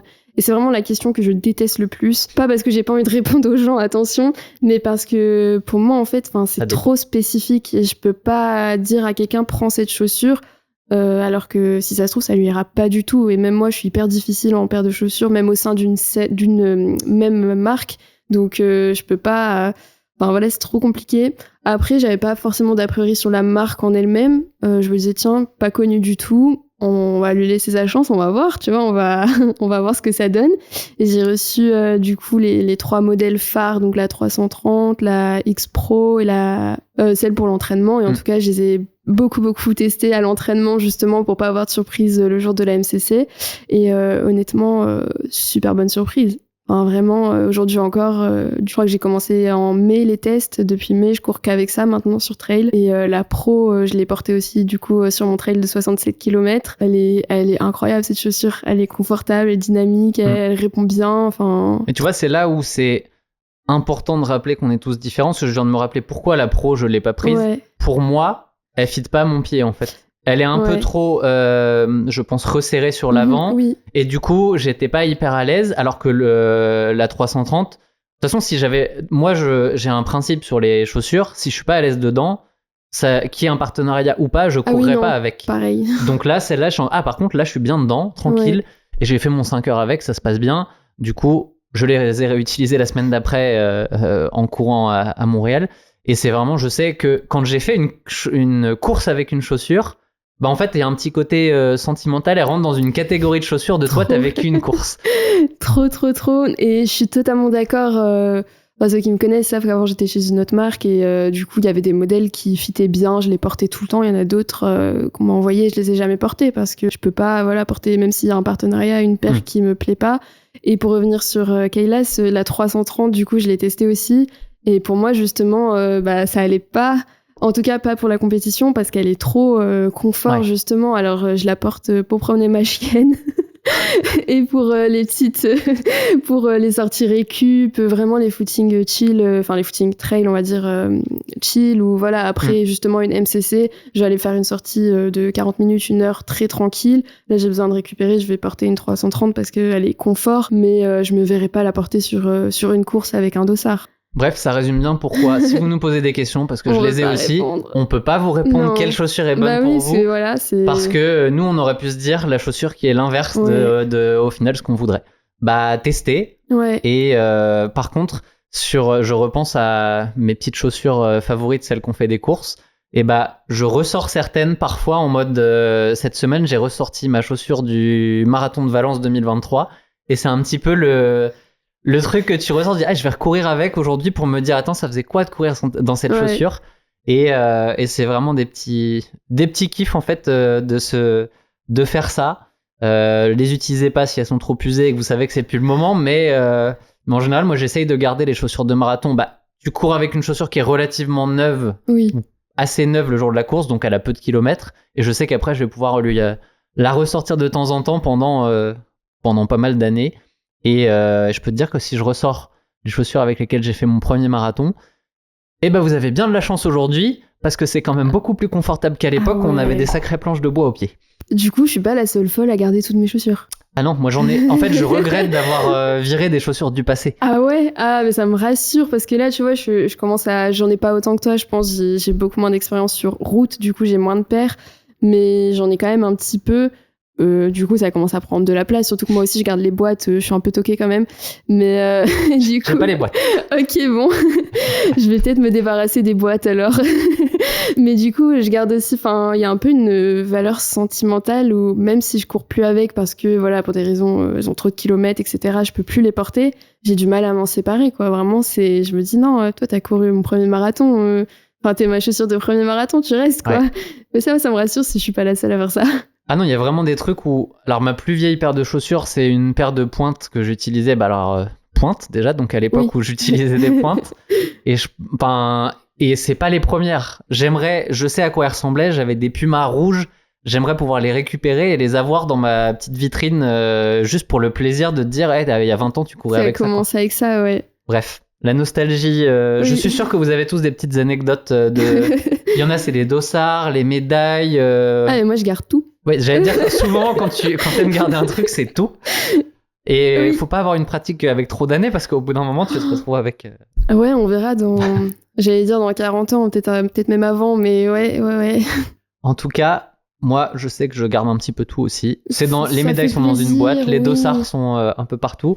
Mais c'est vraiment les trucs où quand tu les revois, en tout cas moi, c'est le truc où c'est aussi ça qui me donne envie de retourner parce que c'est un élément qui te rappelle des souvenirs Mhm. et tu te dis ah ouais, c'est vrai que c'était bien ça et j'ai envie d'y retourner. Toi, tu retiendrais quoi comme course où tu te dis c'est quoi tes courses avec les meilleurs souvenirs? Si tu oublies les dernières parce que celle-là, Ouais. c'est celle où les souvenirs sont les plus frais forcément. Ouais. Et dans tout ce que tu as pu faire. Il y a eu mon premier championnat de France de cross où en fait il y a une petite histoire autour de ça, c'est que du coup mon papy faisait du cross lui aussi. J'ai quand même de l'ADN, on va dire. J'ai quand même une famille de sportifs et mon grand-père il courait à haut niveau, il courait avec Colette Besson, donc très haut niveau même. Et à 16 ans il a été renversé par une voiture.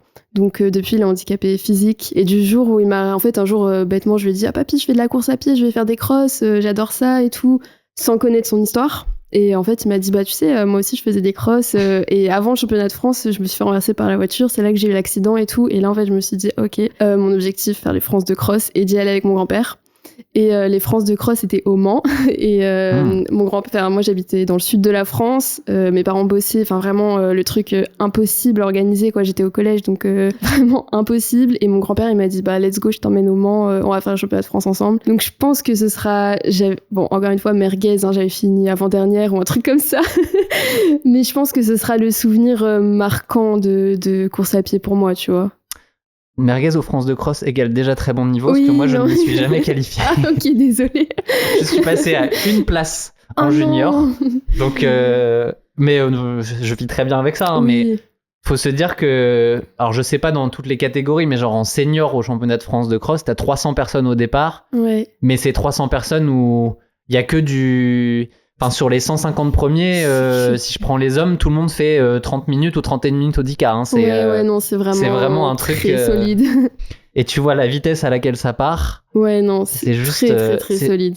Enfin, si vous avez un France de cross qui est dans votre région, allez voir, parce que souvent ça coûte soit rien, soit 5 euros. Pas grand-chose, oui. Franchement, ça vaut le détour de voir autant de personnes courir à cette vitesse dans des champs sur de l'herbe, dans la boue. C'est assez impressionnant à regarder. Je sais plus où je m'en allais avec ça, mais ouais, je voulais parler un peu de création de contenu aussi parce que comment t'es arrivé dans ce comment t'es arrivé à te dire je vais poster du contenu autour de la course à pied? Du coup, pour revenir un peu à ma présentation du début, je te disais que je m'étais arrêtée pendant les études sup. Ouais. Arrêtée, je faisais des footings, etc. Mais plus de compétition, plus de licence, plus de cadre en gros. Après, je pense que la passion, quand tu l'as, elle reste et elle finit toujours par ressortir. Et donc, elle est ressortie après le Covid. Où je me suis dit, mais en fait, j'aime trop courir, il faut que je recommence, il faut que je reprenne une licence, etc. Sauf qu'on était en post-Covid, compliqué de trouver un club. Moi, j'étais encore étudiante, c'était vraiment la fin de mes études. J'allais redéménager pour la énième fois, donc impossible de trouver une stabilité, on va dire. Et l'émergence un peu des réseaux, d'Insta, il y a pas mal de créatrices de contenu qui soit se lançaient, soit je les ai découvertes à ce moment-là. Et j'étais vraiment, vraiment trop inspirée. Marine, Courti Tomate, Run Roman, je te les présente pas, hein, tout le monde les connaît. Et je me suis dit, mais elles sont trop géniales, ces filles. Enfin, voilà, au début, c'était juste, je m'inspirais d'elles. Et en fait, au fur et à mesure où j'ai repris la course et où j'ai suivi leurs conseils, je me suis dit, mais en fait, j'ai trop envie, moi aussi, d'essayer de partager un peu mes connaissances. Et histoire vraiment incroyable, je sais que sur ça j'ai énormément de chance. J'ai gagné un concours Intersport à l'époque, je sais pas si j'ai le droit de citer la marque. Et j'ai gagné un dossard pour le marathon de Londres avec tout compris, l'hébergement, le transport et tout. Donc en tant qu'étudiante, pour moi c'était le Saint Graal. Enfin voilà. Et du coup, et week-end pour 2 personnes en plus, donc trop bien. Et donc, j'avais jamais fait de marathon, j'étais pas du tout dans cette optique-là. En plus, ce genre de jeu concours, en général, tu gagnes toujours à la dernière minute. Donc voilà, j'avais genre... Et c'est toujours le cas en 2025. Absolument. Si vous nous écoutez, arrêtez d'offrir des dossards de marathon à 6 semaines de la course, s'il vous plaît. Ouais, et encore 6 semaines, tu vois, t'es gentil, mais je pense que c'est à peu près ce que j'avais. Que ça soit 4 ou 6, de toute manière, c'est trop tard. J'avais 4 à 6 semaines pour me préparer pour le marathon de Londres, et en fait, je me suis dit, je ne peux pas dire non, c'est pas possible, il faut que je dise oui. Donc, j'ai préparé ce marathon comme j'ai pu en 6 semaines. Heureusement, encore une fois, j'avais un background, même si j'ai fait du 800 mètres, j'avais quand même un peu de volume, etc. Et j'avais repris depuis quand même assez longtemps. Donc, je suis allée faire le marathon de Londres. Et en fait, comme c'était un concours, j'avais gagné, j'étais avec d'autres créateurs de contenu que je ne connaissais pas du tout pour le coup. Et j'étais vraiment avec eux au quotidien, on allait au resto et tout, donc j'étais vraiment avec eux et en fait je me suis dit, genre vraiment, ces gens sont trop cool, je veux être ces gens quoi. Et j'ai passé le meilleur, enfin pas le meilleur week-end de ma vie, mais le marathon de Londres, tu vois, je pense que c'est la 2e meilleure course après les France de cross. J'ai passé vraiment un trop bon moment et je me suis dit en rentrant, j'ai dit à mon copain, écoute, je me donne 6 mois. Je veux faire un compte Insta et je veux moi aussi donner des conseils, aider les gens, genre partager ma passion tout simplement. Je me suis donné 6 mois et j'ai vraiment travaillé, en plus de mes cours et de mon stage, jour et nuit pour poster une vidéo par jour, enfin vraiment faire le truc de base que tout le monde fait quand on veut se lancer. Et en fait, ça a payé. Genre vraiment, ça a payé. Au début, j'avais pas grand monde, on était peut-être 8000. Mais en quelques mois, alors je sais pas si oui, c'est déjà pas mal 8000. Il y a quand même il y a un truc entre 0 et 8000, non? Je partais pas de 0 parce que j'ai fait l'erreur. Alors si vous voulez vous lancer, lancez-vous. Apparemment, l'erreur va vous aider parce que t'es déjà à 8000. Faites pas la même erreur. J'avais, je pense, 1000, 2000 abonnés, peut-être 1500. Et en fait, c'était mon compte perso. Et j'ai fait l'erreur de prendre mon compte perso pour en faire mon compte attelé. Ce qui fait qu'en fait... les 1200 n'avaient aucun intérêt. Absolument. Donc bon, il y a pas mal de gens qui sont partis entre-temps. J'ai dû me recréer un compte privé pour tout ce qui est échanges familiaux, etc. Donc ça fait un peu un micmac. Donc je pense que si c'était à refaire, je partirais d'un compte à 0, quitte à ce que ça prenne 3 mois de plus ou même 6 mois de plus. Mais je mélangerais pas pro et perso. Mais en fait, je me suis donné 6 mois en mode bon, de toute façon ça va pas marcher, ça m'occupe pendant 6 mois, après je finis mon master je crois et voilà quoi, ça a fonctionné. Donc après je me suis dit mince, maintenant faut continuer. Et rapidement en fait au bout de plusieurs mois quand même, mais rapidement sans même avoir atteint 10 000 followers, la barre symbolique tu vois des 10K, j'ai commencé à avoir quelques propositions de collaboration, enfin de produits offerts, recevoir une paire de chaussures par-ci, une paire de chaussures par-là, et là tu te prends au jeu et tu te dis ok c'est super cool. Tu commences à recevoir des retours positifs, des gens qui te disent ça me motive trop ce que tu partages et tout, et en fait c'est devenu ma passion autant que la course à pied maintenant quoi. Je comprends. Ouais. Je comprends bien. C'est pas toi qui vas dire le contraire. Hein. Non mais en fait tu donnes là il y a un élément que peu de gens vont entendre mais qui est l'élément principal. T'as des gens qui ont envie de s'y mettre, qui se disent comment on fait. Bah en fait c'est aussi simple que tu te dis je m'y mets et je sors un contenu. Alors ça pas obligé d'être tous les jours, mais sur une régularité. C'est comme la course à pied. Hein. Oui, voilà. C'est à minima tous les 2 jours. Oui, voilà. Sinon ça n'a pas d'effet. Et tu le fais pas pendant 1 mois. Tu le fais pendant 6 mois, 1 an. Et après tu pourras juger si ça marche ou si ça marche pas. Mais comme beaucoup de gens vont arrêter avant cette période. C'est ça. Bah en fait, moi je dis souvent pourquoi je suis là, parce que je suis là depuis longtemps. Et on peut continuer de publier toutes les semaines depuis longtemps. Même quand il y a des flops, même quand il y a des trucs qui marchent pas. C'est pas grave. Même, voilà, faut poster souvent, poster sur le long terme, accepter l'échec, entre guillemets, même si c'est pas un gros échec, mais accepter en fait d'avoir des flops et voilà, et se dire ok, qu'est-ce que je retire de ça ? Se former énormément parce que moi je connaissais rien en réseaux sociaux donc j'ai beaucoup appris aussi, faut dire ce qui est. J'y connais toujours rien en réseaux sociaux. Ouais voilà, moi à part Insta je maîtrise même pas YouTube donc faut se former et faut pas se dire oui ça marche pas pendant 2 mois j'arrête, ou même aujourd'hui encore avec la communauté que j'ai, il y a des mois où en ce moment tu vois ça stagne énormément, j'ai l'impression que mon contenu il passe un peu inaperçu, et il y a des mois où c'est hyper décourageant on va dire, mais je me dis c'est pas grave, il y aura de nouveau cette pente on va dire dans quelques mois ou dans quelques semaines, et faut pas lâcher le truc quoi. C'est clair. c'est comme dans l'entraînement en fait. Absolument. Ta meilleure carte c'est d'avoir plusieurs années, voire dizaines d'années d'entraînement, et ça sera toujours ta plus grosse force. En fait, dans le contenu, c'est pareil, c'est construire quelque chose, à minima, en fait, avec la communauté que tu as déjà, eux, tu les renforces avec du contenu qui leur plaît, ou qui font qu'ils s'attachent à toi, ce que tu fais. Et après, il y en aura d'autres qui vont arriver plus tard, mais faut pas regarder ça comme une fin en soi. Même si je suis sûr que tu as le même biais qu'en course à pied.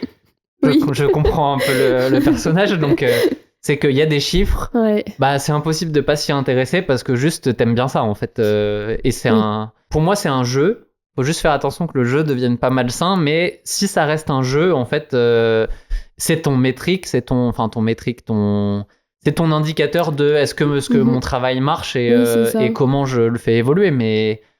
Mais au final, moi, quand tu le regardes comme ça, je trouve ça plutôt positif de regarder les chiffres.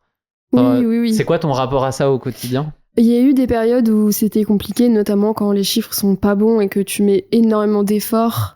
Parce qu'on se rend pas compte forcément derrière l'écran, mais il y a quand même beaucoup de travail pour fournir ce contenu-là, qui plus est gratuitement, parce que la plupart, aujourd'hui, c'est mon activité principale, mais pendant des années, en fait, ça a été juste le soir, entre midi et 2, le matin très tôt, la nuit parfois, enfin voilà, tu fais ça quand tu peux. Et quand tu t'investis énormément et que ça plaît pas, parce que c'est pas le cas, mais ça répond pas, on va dire, et que t'as des chiffres en face où tu vois que c'est rouge, tu te dis décourageant, quoi. Donc il y a eu des périodes où c'était compliqué, et en fait je me suis dit pourquoi tu fais ça pour avoir tant de followers, tant de likes, tant de trucs, ou est-ce que tu fais ça parce que ça te fait kiffer, même s'il y a 3 personnes que t'encourages et qui sont motivées grâce à toi, c'est déjà incroyable en fait. Et je me suis rappelé pourquoi je faisais ça, et un peu comme dans la course à pied quand il y a des moments un peu moins bien, déjà pour moi, c'est très égoïste, mais parce que j'aime faire ce contenu-là, et parce que j'aime donner aux gens, alors qu'ils soient 10 ou 1 million, bah c'est pas grave en fait. Si vous êtes que 10 ce mois-ci, on est 10, on y va ensemble, et j'aime vous transmettre ça, et je continue.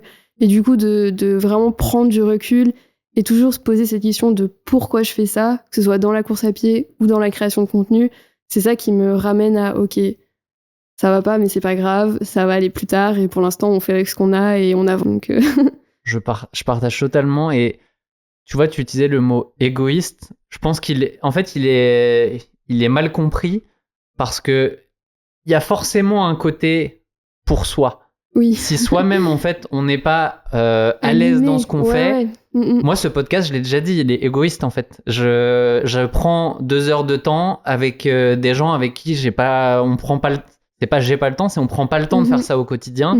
Déjà, on n'est pas au même endroit au même moment, mais même quand on se croise, c'est sur des événements, c'est 10 minutes. Et en fait, oui, on s'est croisés plusieurs fois. On a fait une course ensemble, et pourtant, ce jour-là, on a dû se croiser 5 minutes au début. Même, non, 5 minutes la veille, 10 minutes en après-course, en mode « Ah, c'était cool ». Du coup, on n'a pas parlé. On s'est pas parlé. Et à Chamonix, pareil, on a parlé 10 minutes. Bah, en fait, t'as l'opportunité avec un podcast de parler à des gens, d'avoir des vraies conversations, de créer quelque chose. Et s'il y a personne qui l'écoute derrière, alors tant pis. Non, parce que quand t'as une activité derrière, t'as un certain besoin que ça fonctionne. Mais en même temps, je suis quand même un peu détaché de ça, et si on se met à juste regarder qui c'est qui va le faire le plus de chiffres quand tu fais du podcast, tu t'ennuies vite. Et en plus, c'est pas... Enfin, en tout cas, moi, c'est pas ce que je veux qu'on fasse. On a si on le monétise, tant mieux. Oui. Ça, c'est l'aspect que les gens voient pas. Mais depuis qu'on a lancé ce podcast, oui, il y a peut-être eu 2 ou 3 sponsors. Mais au global, j'ai pas besoin d'aller regarder les chiffres pour savoir qu'on a perdu beaucoup d'argent en lançant ce podcast. Et peut-être qu'un jour, ça sera rentable.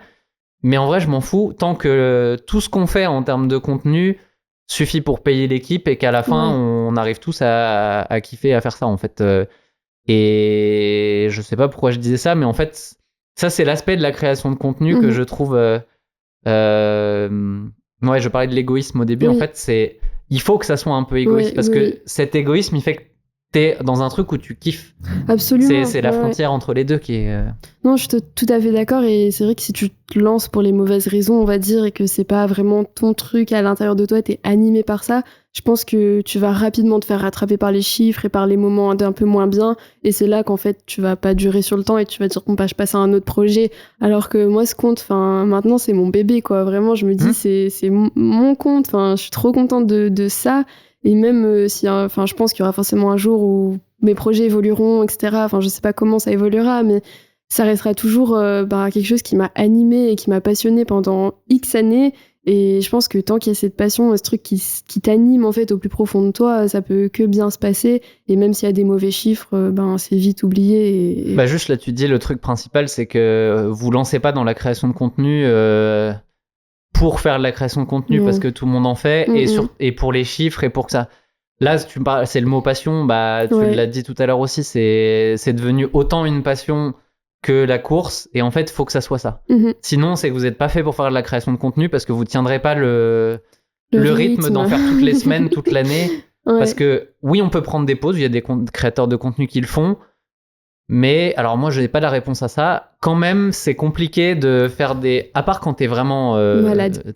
oui, malade ou très connu, et en fait, tu sais que les gens vont quand même revenir ou te lancer directement dans des formats en mode c'est une fois par mois les gars, et c'est rare, et c'est comme ça. Mais quand t'es sur de la régularité depuis le début, bah t'es un peu cloisonné là-dedans. Et en même temps, maintenant, je le dis d'une manière très légère, parce que depuis cette année, on a construit pour que les contenus soient faits en avance. Et du coup, j'ai plus cette pression de « Ah là là, faut travailler le truc qui sort ». Enfin, rarement. Le truc qui sort la semaine prochaine. Donc moi, ça me va. Mais ouais, mais ça m'a pris... Alors, je vais pas dire 2013, que là, à l'époque, c'était vraiment hyper amateur, le blog. Mais ça m'a pris presque 10 ans quand même pour en arriver là. Donc, oui, j'ai le temps. Pendant 10 ans, c'était qu'est-ce qui sort la semaine prochaine ? Ouais, voilà, c'est ça. Et il y a un petit stress, et en même temps, bon, c'est quand même cool parce que ça te garde dans un rythme. Absolument. Et en fait, il faut juste pas en sortir. Oui. Je trouve. Ouais. Je sais pas, que maintenant que tu as ce rythme et que tu le. Est-ce que c'est comme l'entraînement, c'est devenu oui, bon, bah ça va, je sais ce que je le fais, et puis je me pose plus la question. Ouais, c'est vraiment devenu naturel en fait. Ouais, ça fait partie de ma routine. Comme tu dis, il y a l'entraînement, il y a la création de contenu, et je trouve ça même compliqué d'arrêter. Je crois que depuis que j'ai commencé, donc en 2022, j'ai pris vraiment très très peu de vacances hors de mon téléphone et hors du contenu. Même là récemment, j'ai enchaîné un état grippal et surinfection. Enfin, j'étais vraiment bien malade pendant plusieurs semaines. Donc je pouvais pas trop courir, j'avais en soi absolument rien à raconter sur mon compte, mais j'étais quand même tous les jours à poster des stories, à essayer de poster du contenu, etc. J'ai eu vraiment du mal à décrocher en fait, et même quand je pars en vacances, etc. Je me dis, si je pars pendant une semaine, ils seront plus là en fait. Donc, alors que c'est absolument faux, parce que au final, les gens se rendent même pas compte que t'es parti une semaine. Mais il y a ce côté un peu addictif aussi, faut dire ce qui est. Après, de toute façon, les réseaux sociaux sont addictifs des deux côtés. Donc, je pense que t'as le même biais côté création que côté consommation. Ouais. Mais je sais plus pourquoi on disait ça, mais du coup, voilà, c'est ancré dans le quotidien, et oui, c'est vraiment une routine. Des fois, quand même, ouais, je manque d'inspiration, où il y a des moments où c'est un peu plus compliqué forcément, et il y a des moments où ça roule tout seul, j'ai du contenu pour plusieurs semaines, et j'ai même trop d'idées pour pouvoir en produire, parce que je fais tout toute seule, donc j'ai trop d'idées pour pouvoir tout publier, mais je me les note pour plus tard, et après je les oublie, donc... C'est une qualité d'avoir trop d'idées. Vaut mieux en avoir trop vaut pas mieux. assez. Franchement, c'est mieux les moments où t'en as trop que ceux où tu sais pas quoi raconter parce que t'es en coupure ou t'es malade ou voilà. Tu sais pas quoi raconter, c'est qu'il y a rien à raconter en général. Quoi. Donc, oui. Mais après, il y a un côté entre ta pratique et la création de contenu. Est-ce que toi, ça te met une pression d'aller sur les courses maintenant que tu sais que les gens te regardent, ou est-ce que ça te renforce justement de savoir que t'as des gens qui te soutiennent? Enfin, je sais qu'il y a les deux, un petit peu. Absolument, il y a les deux. Il y a les deux parce que, par exemple, tu vois, je fais un marathon, t'as le suivi live, et en fait, tout le monde te demande le lien, donc tu partages le lien, et là, tu te rends compte qu'il y a, je sais pas combien de centaines, voire milliers de personnes qui sont en train de regarder ne serait-ce que 10 secondes ce que t'es en train de faire sur ton marathon. Donc, déjà, quand toi-même, tout seul, tu te mets une énorme pression du chrono, quand t'as en plus toutes ces personnes qui regardent ce que tu fais, ça rajoute un peu une pression. Et en plus, des fois, notamment au marathon de Londres en avril, j'avais pas encore passé la ligne d'arrivée que je recevais déjà des messages de « tu vas faire moins de 3 heures », tu vois, et j'étais en mode « ok, on en est là, quoi ». Donc forcément, t'as cette pression, t'es attendu, en plus quand t'as ce profil perf, parce que c'est vrai qu'il y a des créateurs, créatrices qui ont vraiment ce profil que loisir, que je mets des gros guillemets, attention, loisir. Oui, toi, t'es attendu pour un certain niveau de perf. Voilà, c'est ça. Et même si je dis je viens faire cette course en mode tranquille, je suis quand même attendue. Voilà, absolument. Et donc je finis toujours, même si je vais faire une course en mode c'est pas mon objectif, je finis quand même par la faire assez bien parce que je me dis quitte à être là, autant le faire, quoi. Donc c'est marrant parce que moi je suis très détaché de ça. Quand je suis dans une course, mais même la création de contenu, la GoPro et tout ça, je suis dans mon art entre guillemets, c'est-à-dire je cours, je pense à ce que je vais, mais je pense pas spécialement aux autres. Peut-être que dans un coin de ma tête ça m'aide à certains moments, mais c'est difficile à juger ça en fait. Mais en réalité, je sais que je le fais pour moi. Pour ça, je pense que j'aime bien les marathons aussi, c'est que le téléphone, il n'est pas avec moi sur les marathons. Et il n'y a aucune chance, je suis déconnecté, quoi. C'est vraiment... c'est vraiment un monde à part. Pareil, c'est le seul moment où j'ai pas de musique. Enfin, je l'ai pas encore fait. Peut-être qu'un jour je le mettrai dans la dernière partie de course parce que ça peut motiver un peu. Mais à l'entraînement, j'ai besoin d'avoir de la musique, d'avoir un podcast, d'avoir des trucs. Un jour de course, c'est vraiment genre un peu l'émerveillement d'être en mode il y a plein de gens autour, on est sur. Enfin. Je suis un peu comme toi sur ça. Je mets pas forcément de musique en course, mais par contre à l'entraînement tout le temps. Et c'est vrai qu'au début, je mettais aussi de la musique sur les courses. Et quand j'ai découvert ce truc de tu vis ta course pleinement sans musique, en fait, c'est vraiment cool, c'est différent. Mais j'y arrive pas à l'entraînement. Par contre, j'ai besoin d'avoir quelque chose qui m'aide. Alors que sur un jour de course, c'est. En fait, c'est tellement, tu dis, je suis dans une forme, j'ai envie de profiter de chaque seconde, de chaque foulée pour l'imprimer là, parce que tu sais très bien ce que c'est être en forme, ça dure pas. C'est pas loin là, exactement. Et dans les moments où tu seras en reprise ou au cœur de séances difficiles, faut te dire, je fais aussi ça pour retrouver ce genre de moment où c'est où je frôle le bitume, comme tu disais. Oui. Mais c'est un peu mon objectif, un de mes objectifs pour la saison prochaine, vraiment de me dire, ok, les courses où il n'y a pas d'objectif, qui sont des courses un peu entraînement ou ce genre de choses, je fais un peu un pacte avec ma communauté, mais on va dire que dans un sens, c'est un pacte où c'est juste un pacte avec moi, quoi. Et où je me dis, peu importe qu'il y ait du monde qui regarde ce que je fais ou pas, j'y vais sans objectif et sans me cramer. C'est vraiment mon objectif. Si j'arrive à faire ça la saison prochaine, pour moi, j'aurais réussi. Là, tu vois, je vais faire Marseille-Cassis. C'est une course que j'ai jamais faite et que je rêvais de faire depuis quand même très longtemps, vu que je suis originaire du Sud, donc il y aura ma famille. C'est une des plus belles courses du Sud. Il y aura vraiment tout le monde, mais ça rentrait pas dans ce que j'ai fait avant et ce que je fais après pour pouvoir être performante ce jour-là, quoi. Donc je sais que je vais la faire en footing, je sais que je vais pas pouvoir être à mon niveau, mais pour moi c'est vraiment une réussite de pouvoir faire cette course sans la faire à fond, quoi. Donc si j'arrive à faire ça va, je pense, débloquer quelque chose là-dedans. Et je vais pouvoir, pendant la saison, avoir des courses où je suis peut-être attendue, mais où je répondrai pas aux attentes, justement, et où j'arriverai à me détacher de la communauté et de tout ça. Parce que, mine de rien, je pense que je me rajoute une pression toute seule. Les gens, que je fasse MCC où je suis 8e, 9e, 10e ou 30e...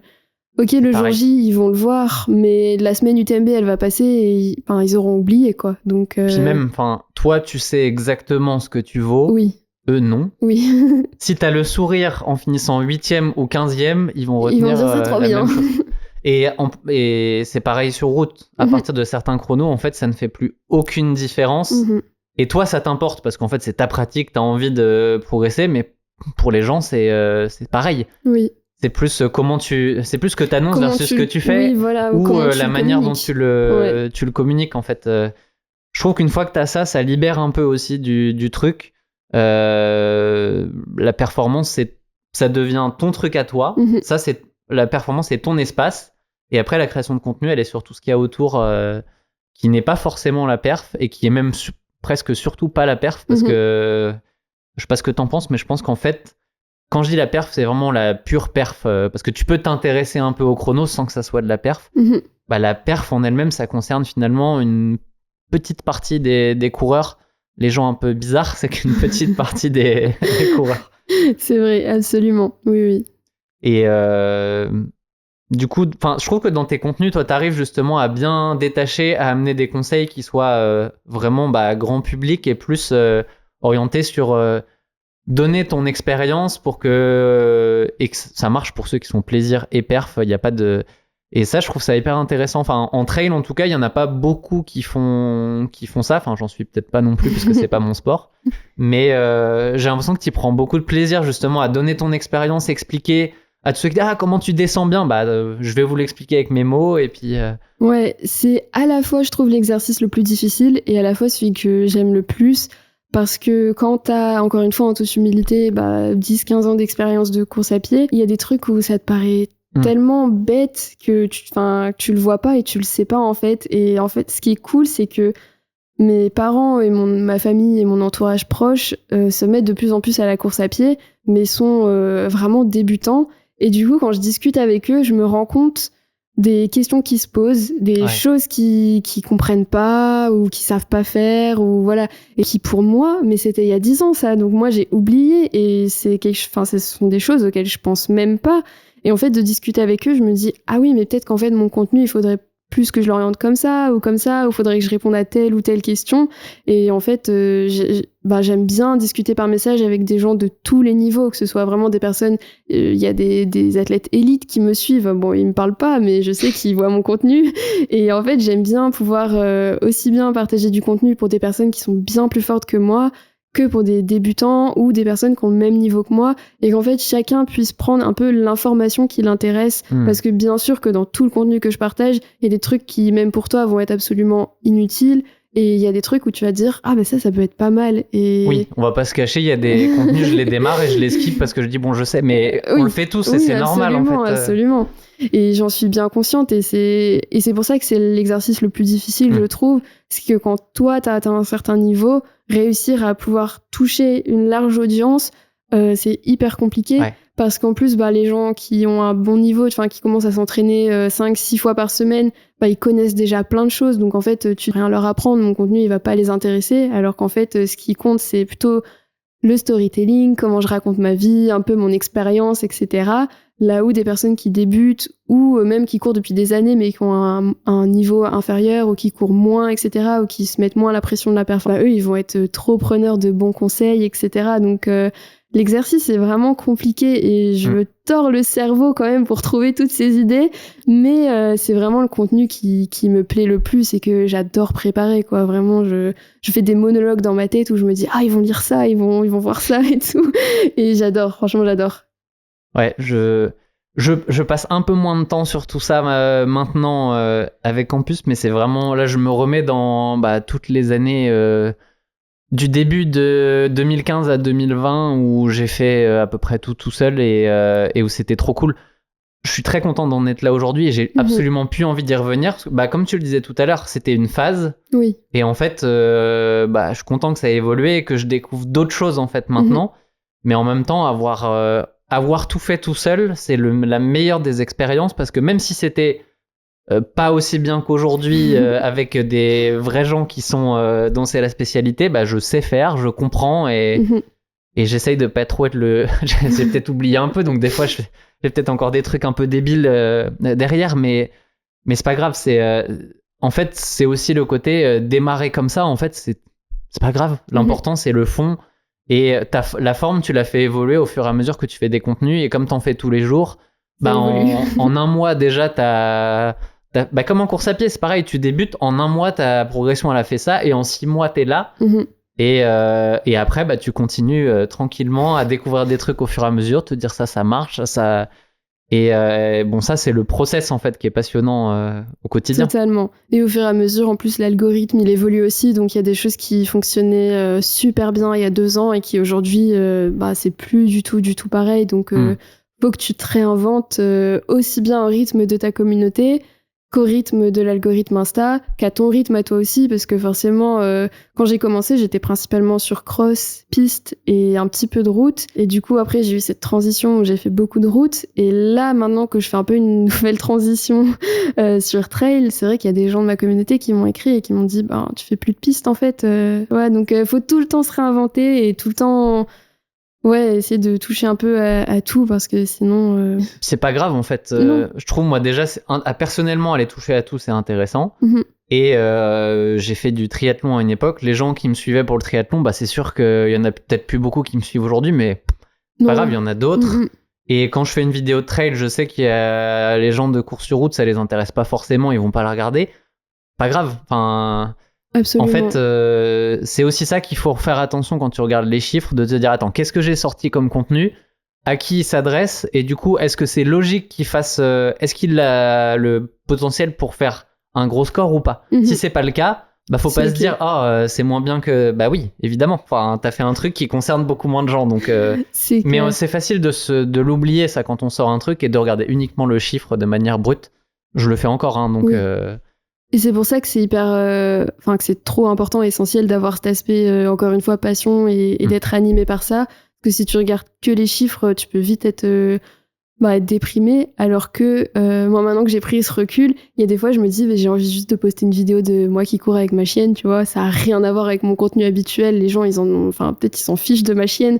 Mais moi, actuellement, c'est ma période, c'est mon bébé. Je veux partager un peu tout ce que je vis avec elle. Ça me fait plaisir à moi. Alors ok, 90% de mon contenu va être mon contenu habituel, mais en ce moment, ce qui m'anime, c'est de partager ces moments-là avec ma chienne. 10% de mon contenu, ça va être ça.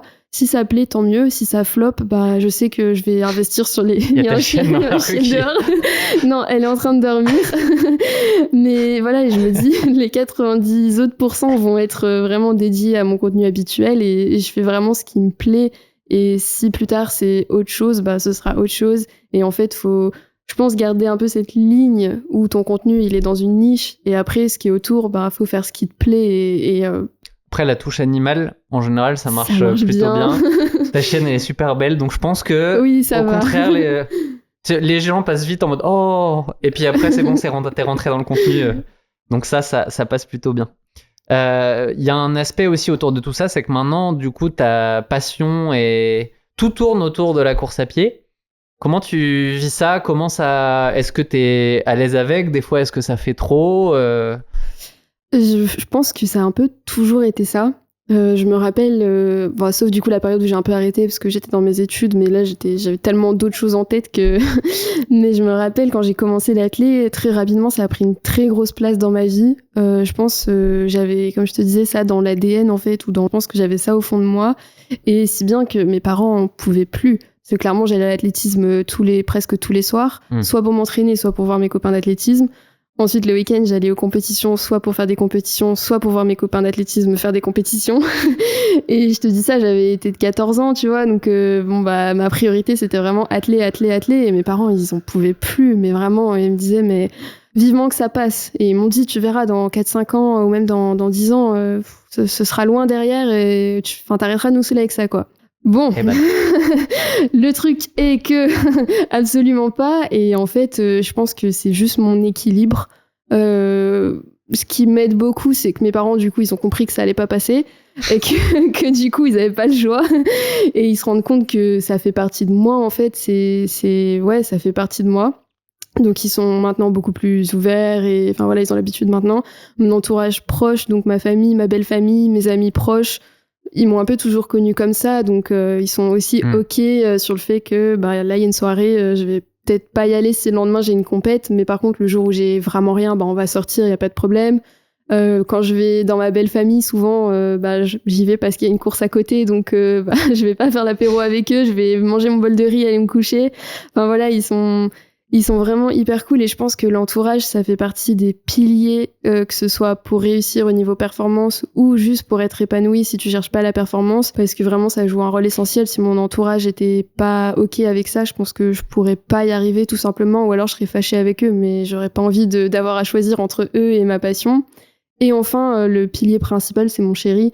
Je pense que quand t'as ton partenaire ou ta partenaire qui comprend que ça fait partie de toi et qui met tout en œuvre pour que tu puisses réaliser tes rêves et accomplir ce que tu as envie d'accomplir, en fait, c'est juste essentiel, en fait. Et moi, je vois la différence entre avant qu'il rentre dans ma vie, où je me sens jamais à ma place, en fait, donc je doute énormément, et où il est rentré dans ma vie. Et en fait, quand je lui ai dit, je me laisse 6 mois pour faire de la création de contenu, il m'a dit, mais let's go, comment je t'aide, qu'est-ce qu'on fait? Enfin, il était à fond, il m'envoyait des idées de réel Insta, il m'envoyait plein de comptes trop cool à suivre, et d'avoir en fait cette personne, ton pilier en fait, qui partage ta vie. Il partage pas forcément ta passion, parce que tu vois, il est pas à fond sur la course à pied comme moi, et il s'y met un peu pour savoir de quoi je parle et pour vivre un peu ses émotions, mais tu sens que c'est pas sa passion du tout, mais juste qui t'accompagne et qui te soutienne et qui t'épaule. En fait, juste, pour moi, c'est primordial. Et ça fait que aujourd'hui, c'est un équilibre, en fait, et ça se fait naturellement. Je réfléchis même pas. J'ai mon entraînement tous les soirs, j'ai mon entraînement, tous les matins, tous les midis, peu importe, mais on sait que même si on est en vacances, par exemple, et que je suis en pleine prépa parce que on n'a pas pu caler les vacances autrement, c'est ok. Je vais prendre 1 heure, 2 heures pour aller faire ma séance, et soit j'y vais très tôt le matin, comme ça gâche pas les vacances, soit j'y vais quand lui, il est occupé à faire autre chose. Mais c'est hyper fluide, quoi, parce que c'est notre équilibre. Je partage ça aussi, parce que moi, du coup, en plus, je l'ai emmenée là-dedans, donc oui. C'est pas une coureuse de base, et on a créé une boîte sur la course à pied ensemble. Donc, c'est pas encore le cas pour nous, mais bon. Moi, ce que je dis, c'est que quand tu dis non, l'équilibre ça va parce que tout tourne. Au final, moi, ça fait un moment maintenant que tout tourne autour de ça, et puis tout le monde te dit à un moment tu vas te lasser, à un moment t'auras plus d'idées pour le contenu. bon, bah, on verra, hein, même pour l'instant, ça va. Je pense qu'on a encore plutôt pas mal d'idées pour avancer. Ouais. Et bah, le jour où. Si un jour j'ai plus la flamme, oui, bah, ok, on verra ce qu'on fait, mais je l'imagine pas, en fait. Non, pareil. Et je pense que c'est vraiment essentiel d'être à deux, ou au moins d'être avec une personne qui comprend. C'est important. C'est ça, parce que si t'es tout seul, enfin, tu vois, si j'étais célibataire, seule, loin de ma famille et tout, je fais mon truc toute seule, ok. Mais si t'es avec une personne qui comprend pas, qui veut pas essayer de comprendre, je pense que mon chéri, il comprend pas tout, mais il s'intéresse trop et il essaye de comprendre, etc. Donc ça, c'est super. Quand la personne avec toi, elle t'encourage, elle est à fond, et même si elle comprend pas, même si c'est pas son milieu, elle est quand même là à soutenir, et tu lui dis, je veux faire tel chrono. Là, j'ai dit à mon chéri, je veux faire tel chrono sur semi cet hiver. Il sait pas ce que ça représente, mais il est là en mode, c'est trop bien, tu vas le faire et tout. Et donc j'aurais pu dire n'importe quel autre chrono. Il aurait dit let's go, pardon. Je vais faire 56 minutes sur le semi. Ouais. Donc je pense que c'est vraiment essentiel quand t'as ton entourage qui soit, sans dire d'être à fond derrière toi, mais qui au moins qui te comprennent, qui te jugent pas, mettent pas de frein, qui te mettent pas de frein. Ouais, c'est ça, absolument. Petite question bonus pour finir. Est-ce que dans ce quotidien créatrice de contenu, coureuse, est-ce qu'il y a quelque chose que les gens voient pas? On a parlé déjà de la régularité, de la discipline que ça prend. Je pense que tout le monde le voit pas forcément. Ouais. Mais est-ce qu'il y a quelque chose que les gens voient pas et que t'aimerais potentiellement qu'on puisse mettre en avant pour que les gens comprennent encore mieux ce que c'est? Parfois, il y a des critiques, mais je pense que c'est souvent par manque de compréhension de ce qui est fait. Je sais pas qu'est-ce que t'as comme critique, mais je suis sûr que t'en as, comme tout le monde. Il y a plein de choses que les gens voient pas. Il y a plusieurs aspects. Le premier, c'est déjà la problématique de performance et contenu. À un moment, quand tu arrives à un certain niveau de performance, c'est très compliqué de faire les deux et de pouvoir optimiser les deux. Quand tu arrives sur une course où, tu vois, sur mon marathon de Londres, je voulais faire sub 3 heures et je savais que j'étais invitée, donc fallait que je produise du contenu de qualité. Quand tu vises, pour certaines personnes, je sais que c'est pas grand-chose de sub 3 heures, mais pour le commun des mortels, c'est quand même très compliqué à atteindre. Quand tu vises ce niveau de performance et qu'en plus, il faut que tu penses tous les 5 km à prendre ta vidéo, que tu sois souriant parce que si tu tires la tronche, ça attire pas le contenu, que tu prennes tes chaussures en photo au départ, que tu te prennes à l'arrivée, En fait, c'est une charge mentale supplémentaire. Et plus j'avance dans cet aspect performance et plus je progresse et plus forcément j'atteins des limites, j'essaye d'optimiser tous les curseurs et je me dis, cet aspect création de contenu, il est compliqué parce qu'il me permet d'être sur ces courses puisque je suis invitée grâce à ça, je suis pas du tout invitée pour je ne sais quelle autre raison, donc je suis invitée pour créer du contenu et à la fois je veux performer mais il faut que je crée du contenu, donc il y a déjà cette charge mentale Enfin, quand on voit la vidéo, on se dit « Ah, c'est trop bien, elle se filme, elle est trop heureuse et tout. » Ça va, c'est facile. Voilà, absolument. Mais il y a quand même tout un énorme travail derrière de quand est-ce que je me filme, qu'est-ce que je filme. Après, il va falloir que je le monte parce que... T'es en train de dire qu'on filme pas n'importe quoi, là, comme ça Non. Allez, alors. Non, typiquement... je fais une collaboration avec une marque de nutrition. À chaque fois que je vais manger sur mon trail, il va falloir que en plus de penser à quand je dois manger, il faut que je pense à quand je vais filmer ce que je mange parce que je dois communiquer sur cette marque de nutrition. Donc c'est plein de petites choses qui, encore une fois, maintenant c'est mon quotidien, donc j'ai des automatismes, mais ce sont des automatismes qui, quand tu cherches la performance, rentrent un peu en conflit. Et c'est un peu le conflit que je suis en train de vivre actuellement vis-à-vis de la performance et de la création de contenu. Et il y a un autre aspect... Honnêtement, je pense que j'ai une des meilleures communautés parce que je reçois pas trop de critiques. Et, il n'y a pas beaucoup, je trouve, dans la course à pied, on est plutôt bien. Et de toute façon, celui qui critique, je bloque direct. Je réponds même pas, flemme, je suis pas là pour ça. Ouais. Non, parce que je pars du principe que je mets tout mon temps, toute mon énergie à contribution pour aider des gens et les faire progresser et tout. Et ça me fait trop kiffer de voir des gens qui progressent. Maintenant, si tu viens me critiquer, c'est ciao, moi je discute pas avec toi. Si tu viens me faire une remarque par rapport à un contenu, là ouais, on échange, on discute parce que ça m'arrive de me tromper. Enfin voilà, je suis pas formée forcément sur tous ces sujets, donc bien sûr que j'adore apprendre et discuter. Maintenant, si tu viens juste m'insulter, je bloque. Mais par contre, il y a tout cet aspect malheureusement qui fait énormément débat et je me doutais qu'on allait en parler. Forcément, alors j'ai jamais eu heureusement de critique directe par rapport aux invitations aux courses parce que j'ai de la chance pas mal de gens trouvent que je suis légitime étant donné que je performe. Bah, j'allais dire, t'as quand même un bon niveau, donc en fait, il y a peu de gens qui osent parce que ils se disent, ouais, bon, je vais me faire bâcher en retour, parce que certains vont dire, bah, ça va. Voilà, étant donné... Et pour autant, même si t'avais pas à ce niveau-là, absolument. Il n'empêche que, moi je dis, j'ai aucun problème, en fait, tu inspires des gens à pratiquer une activité physique. Oui, absolument. Et du coup, ça, c'est d'utilité publique. Donc que ça vous plaise ou que ça vous plaise pas, en fait, il faut qu'il y ait des gens pour dire, regardez, c'est cette pratique-là, en fait, inspirez-vous de ça. Et certains, ça va les lancer dans la course, d'autres, ça va les faire continuer.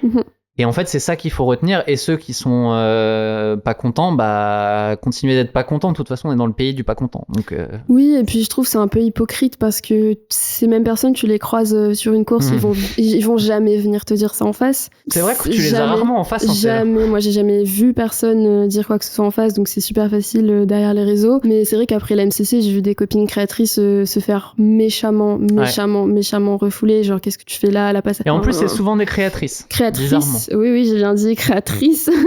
Mais je trouve ça hyper dommage parce que déjà, il y a eu ce débat. Alors j'ai dit oui que la MCC, c'était la course qui était réservée aux partenaires locaux et bénévoles. Alors oui, elle n'est pas réservée que aux partenaires. Mais oh là là, t'as pas choisi le bon mot. Il faut faire très attention aux mots que tu utilises. Il y a quand même une grande partie des dossards qui sont réservés aux partenaires. Et en fait, les gens, ils pensent, étant donné qu'il y a des partenaires, ils nous volent la place. Mais en fait, non, c'est des quotas. Donc, c'est-à-dire que même si je venais pas, quelqu'un d'autre aurait eu le dossard. Ou même si ma copine créatrice, elle venait pas, quelqu'un d'autre aurait eu le dossard. Et c'est pas toi qui habites à Chamonix qui l'aurait eu malheureusement. Et je pense qu'au lieu de s'en prendre à la créatrice qui est venue courir, qui est venue faire son contenu, qui est venue te proposer du contenu du coup que toi tu vas consommer puisque t'as quand même vu qu'elle avait couru. Donc, tu vas quand même être content de consommer ce contenu gratuitement.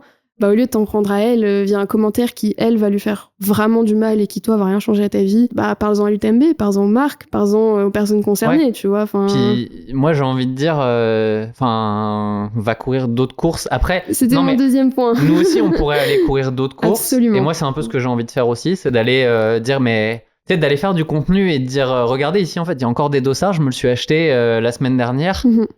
Il n'y a pas que l'UTMB et ces courses-là. Après, vu que tout le monde se retrouve là parce que les marques veulent toutes faire le même contenu au même endroit, bah, c'est ça qui génère ça aussi derrière. Donc, il y a un... Mais bon, en effet, c'est pas à toi, en tant que personne qui a été invité à aller là. Si tu avais été invité à une super course dans le sud, dans un coin, je sais pas, le trail du Pic Saint-Loup, bah en fait, tu aurais été avec autant de plaisir que d'aller à l'UTMB. Bah justement, c'est là où il y a encore une partie d'hypocrisie. C'est où, 3-4 semaines après l'UTMB, il y a le trail du Petit Saint-Bernard. Donc là où j'ai fait mon 67 km et où j'ai aussi été invitée. Et en fait, c'est la deuxième année où je participe à ce trail. L'année dernière aussi, j'y ai participé. Et les 2 années, en fait, il remplit pas.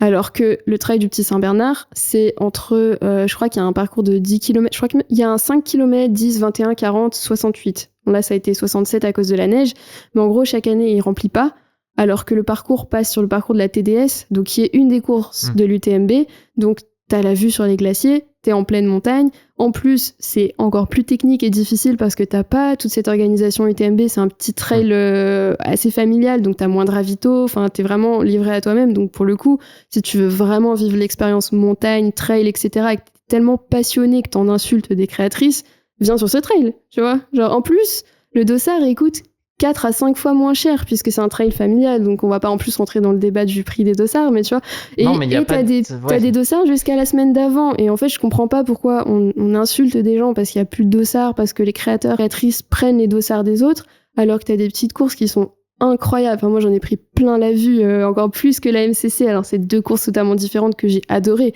mais j'en ai pris plein la vue, c'était incroyable. Et je me dis, bah en fait c'est trop dommage parce que la personne qui rage devant son ordi, il pourrait être en train de courir avec moi là. Donc qu'est-ce qu'il fait?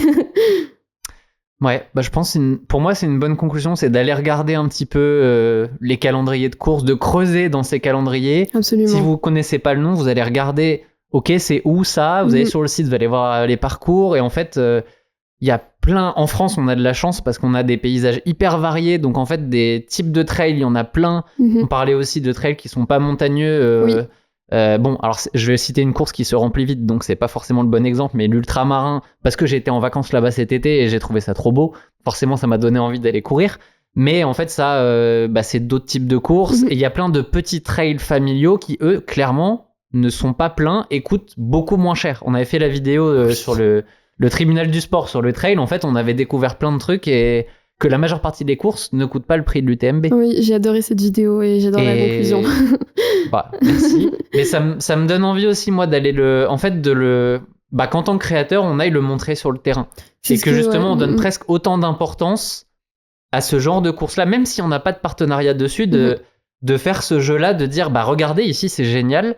Et après, oui, tu vas voir que ces vidéos-là seront moins regardées. Absolument. Et du coup, l'ambivalence de je me plains sur un truc, oui, mais je regarde quand même plus le contenu de... Donc, mais en fait, nous, on aura joué notre jeu là-dedans d'aller faire découvrir d'autres trucs. Bref, on aura le temps de se retrouver sur des petites courses, mais je pense qu'il y a de quoi faire aussi de notre côté pour mettre en avant d'autres formats, d'autres courses.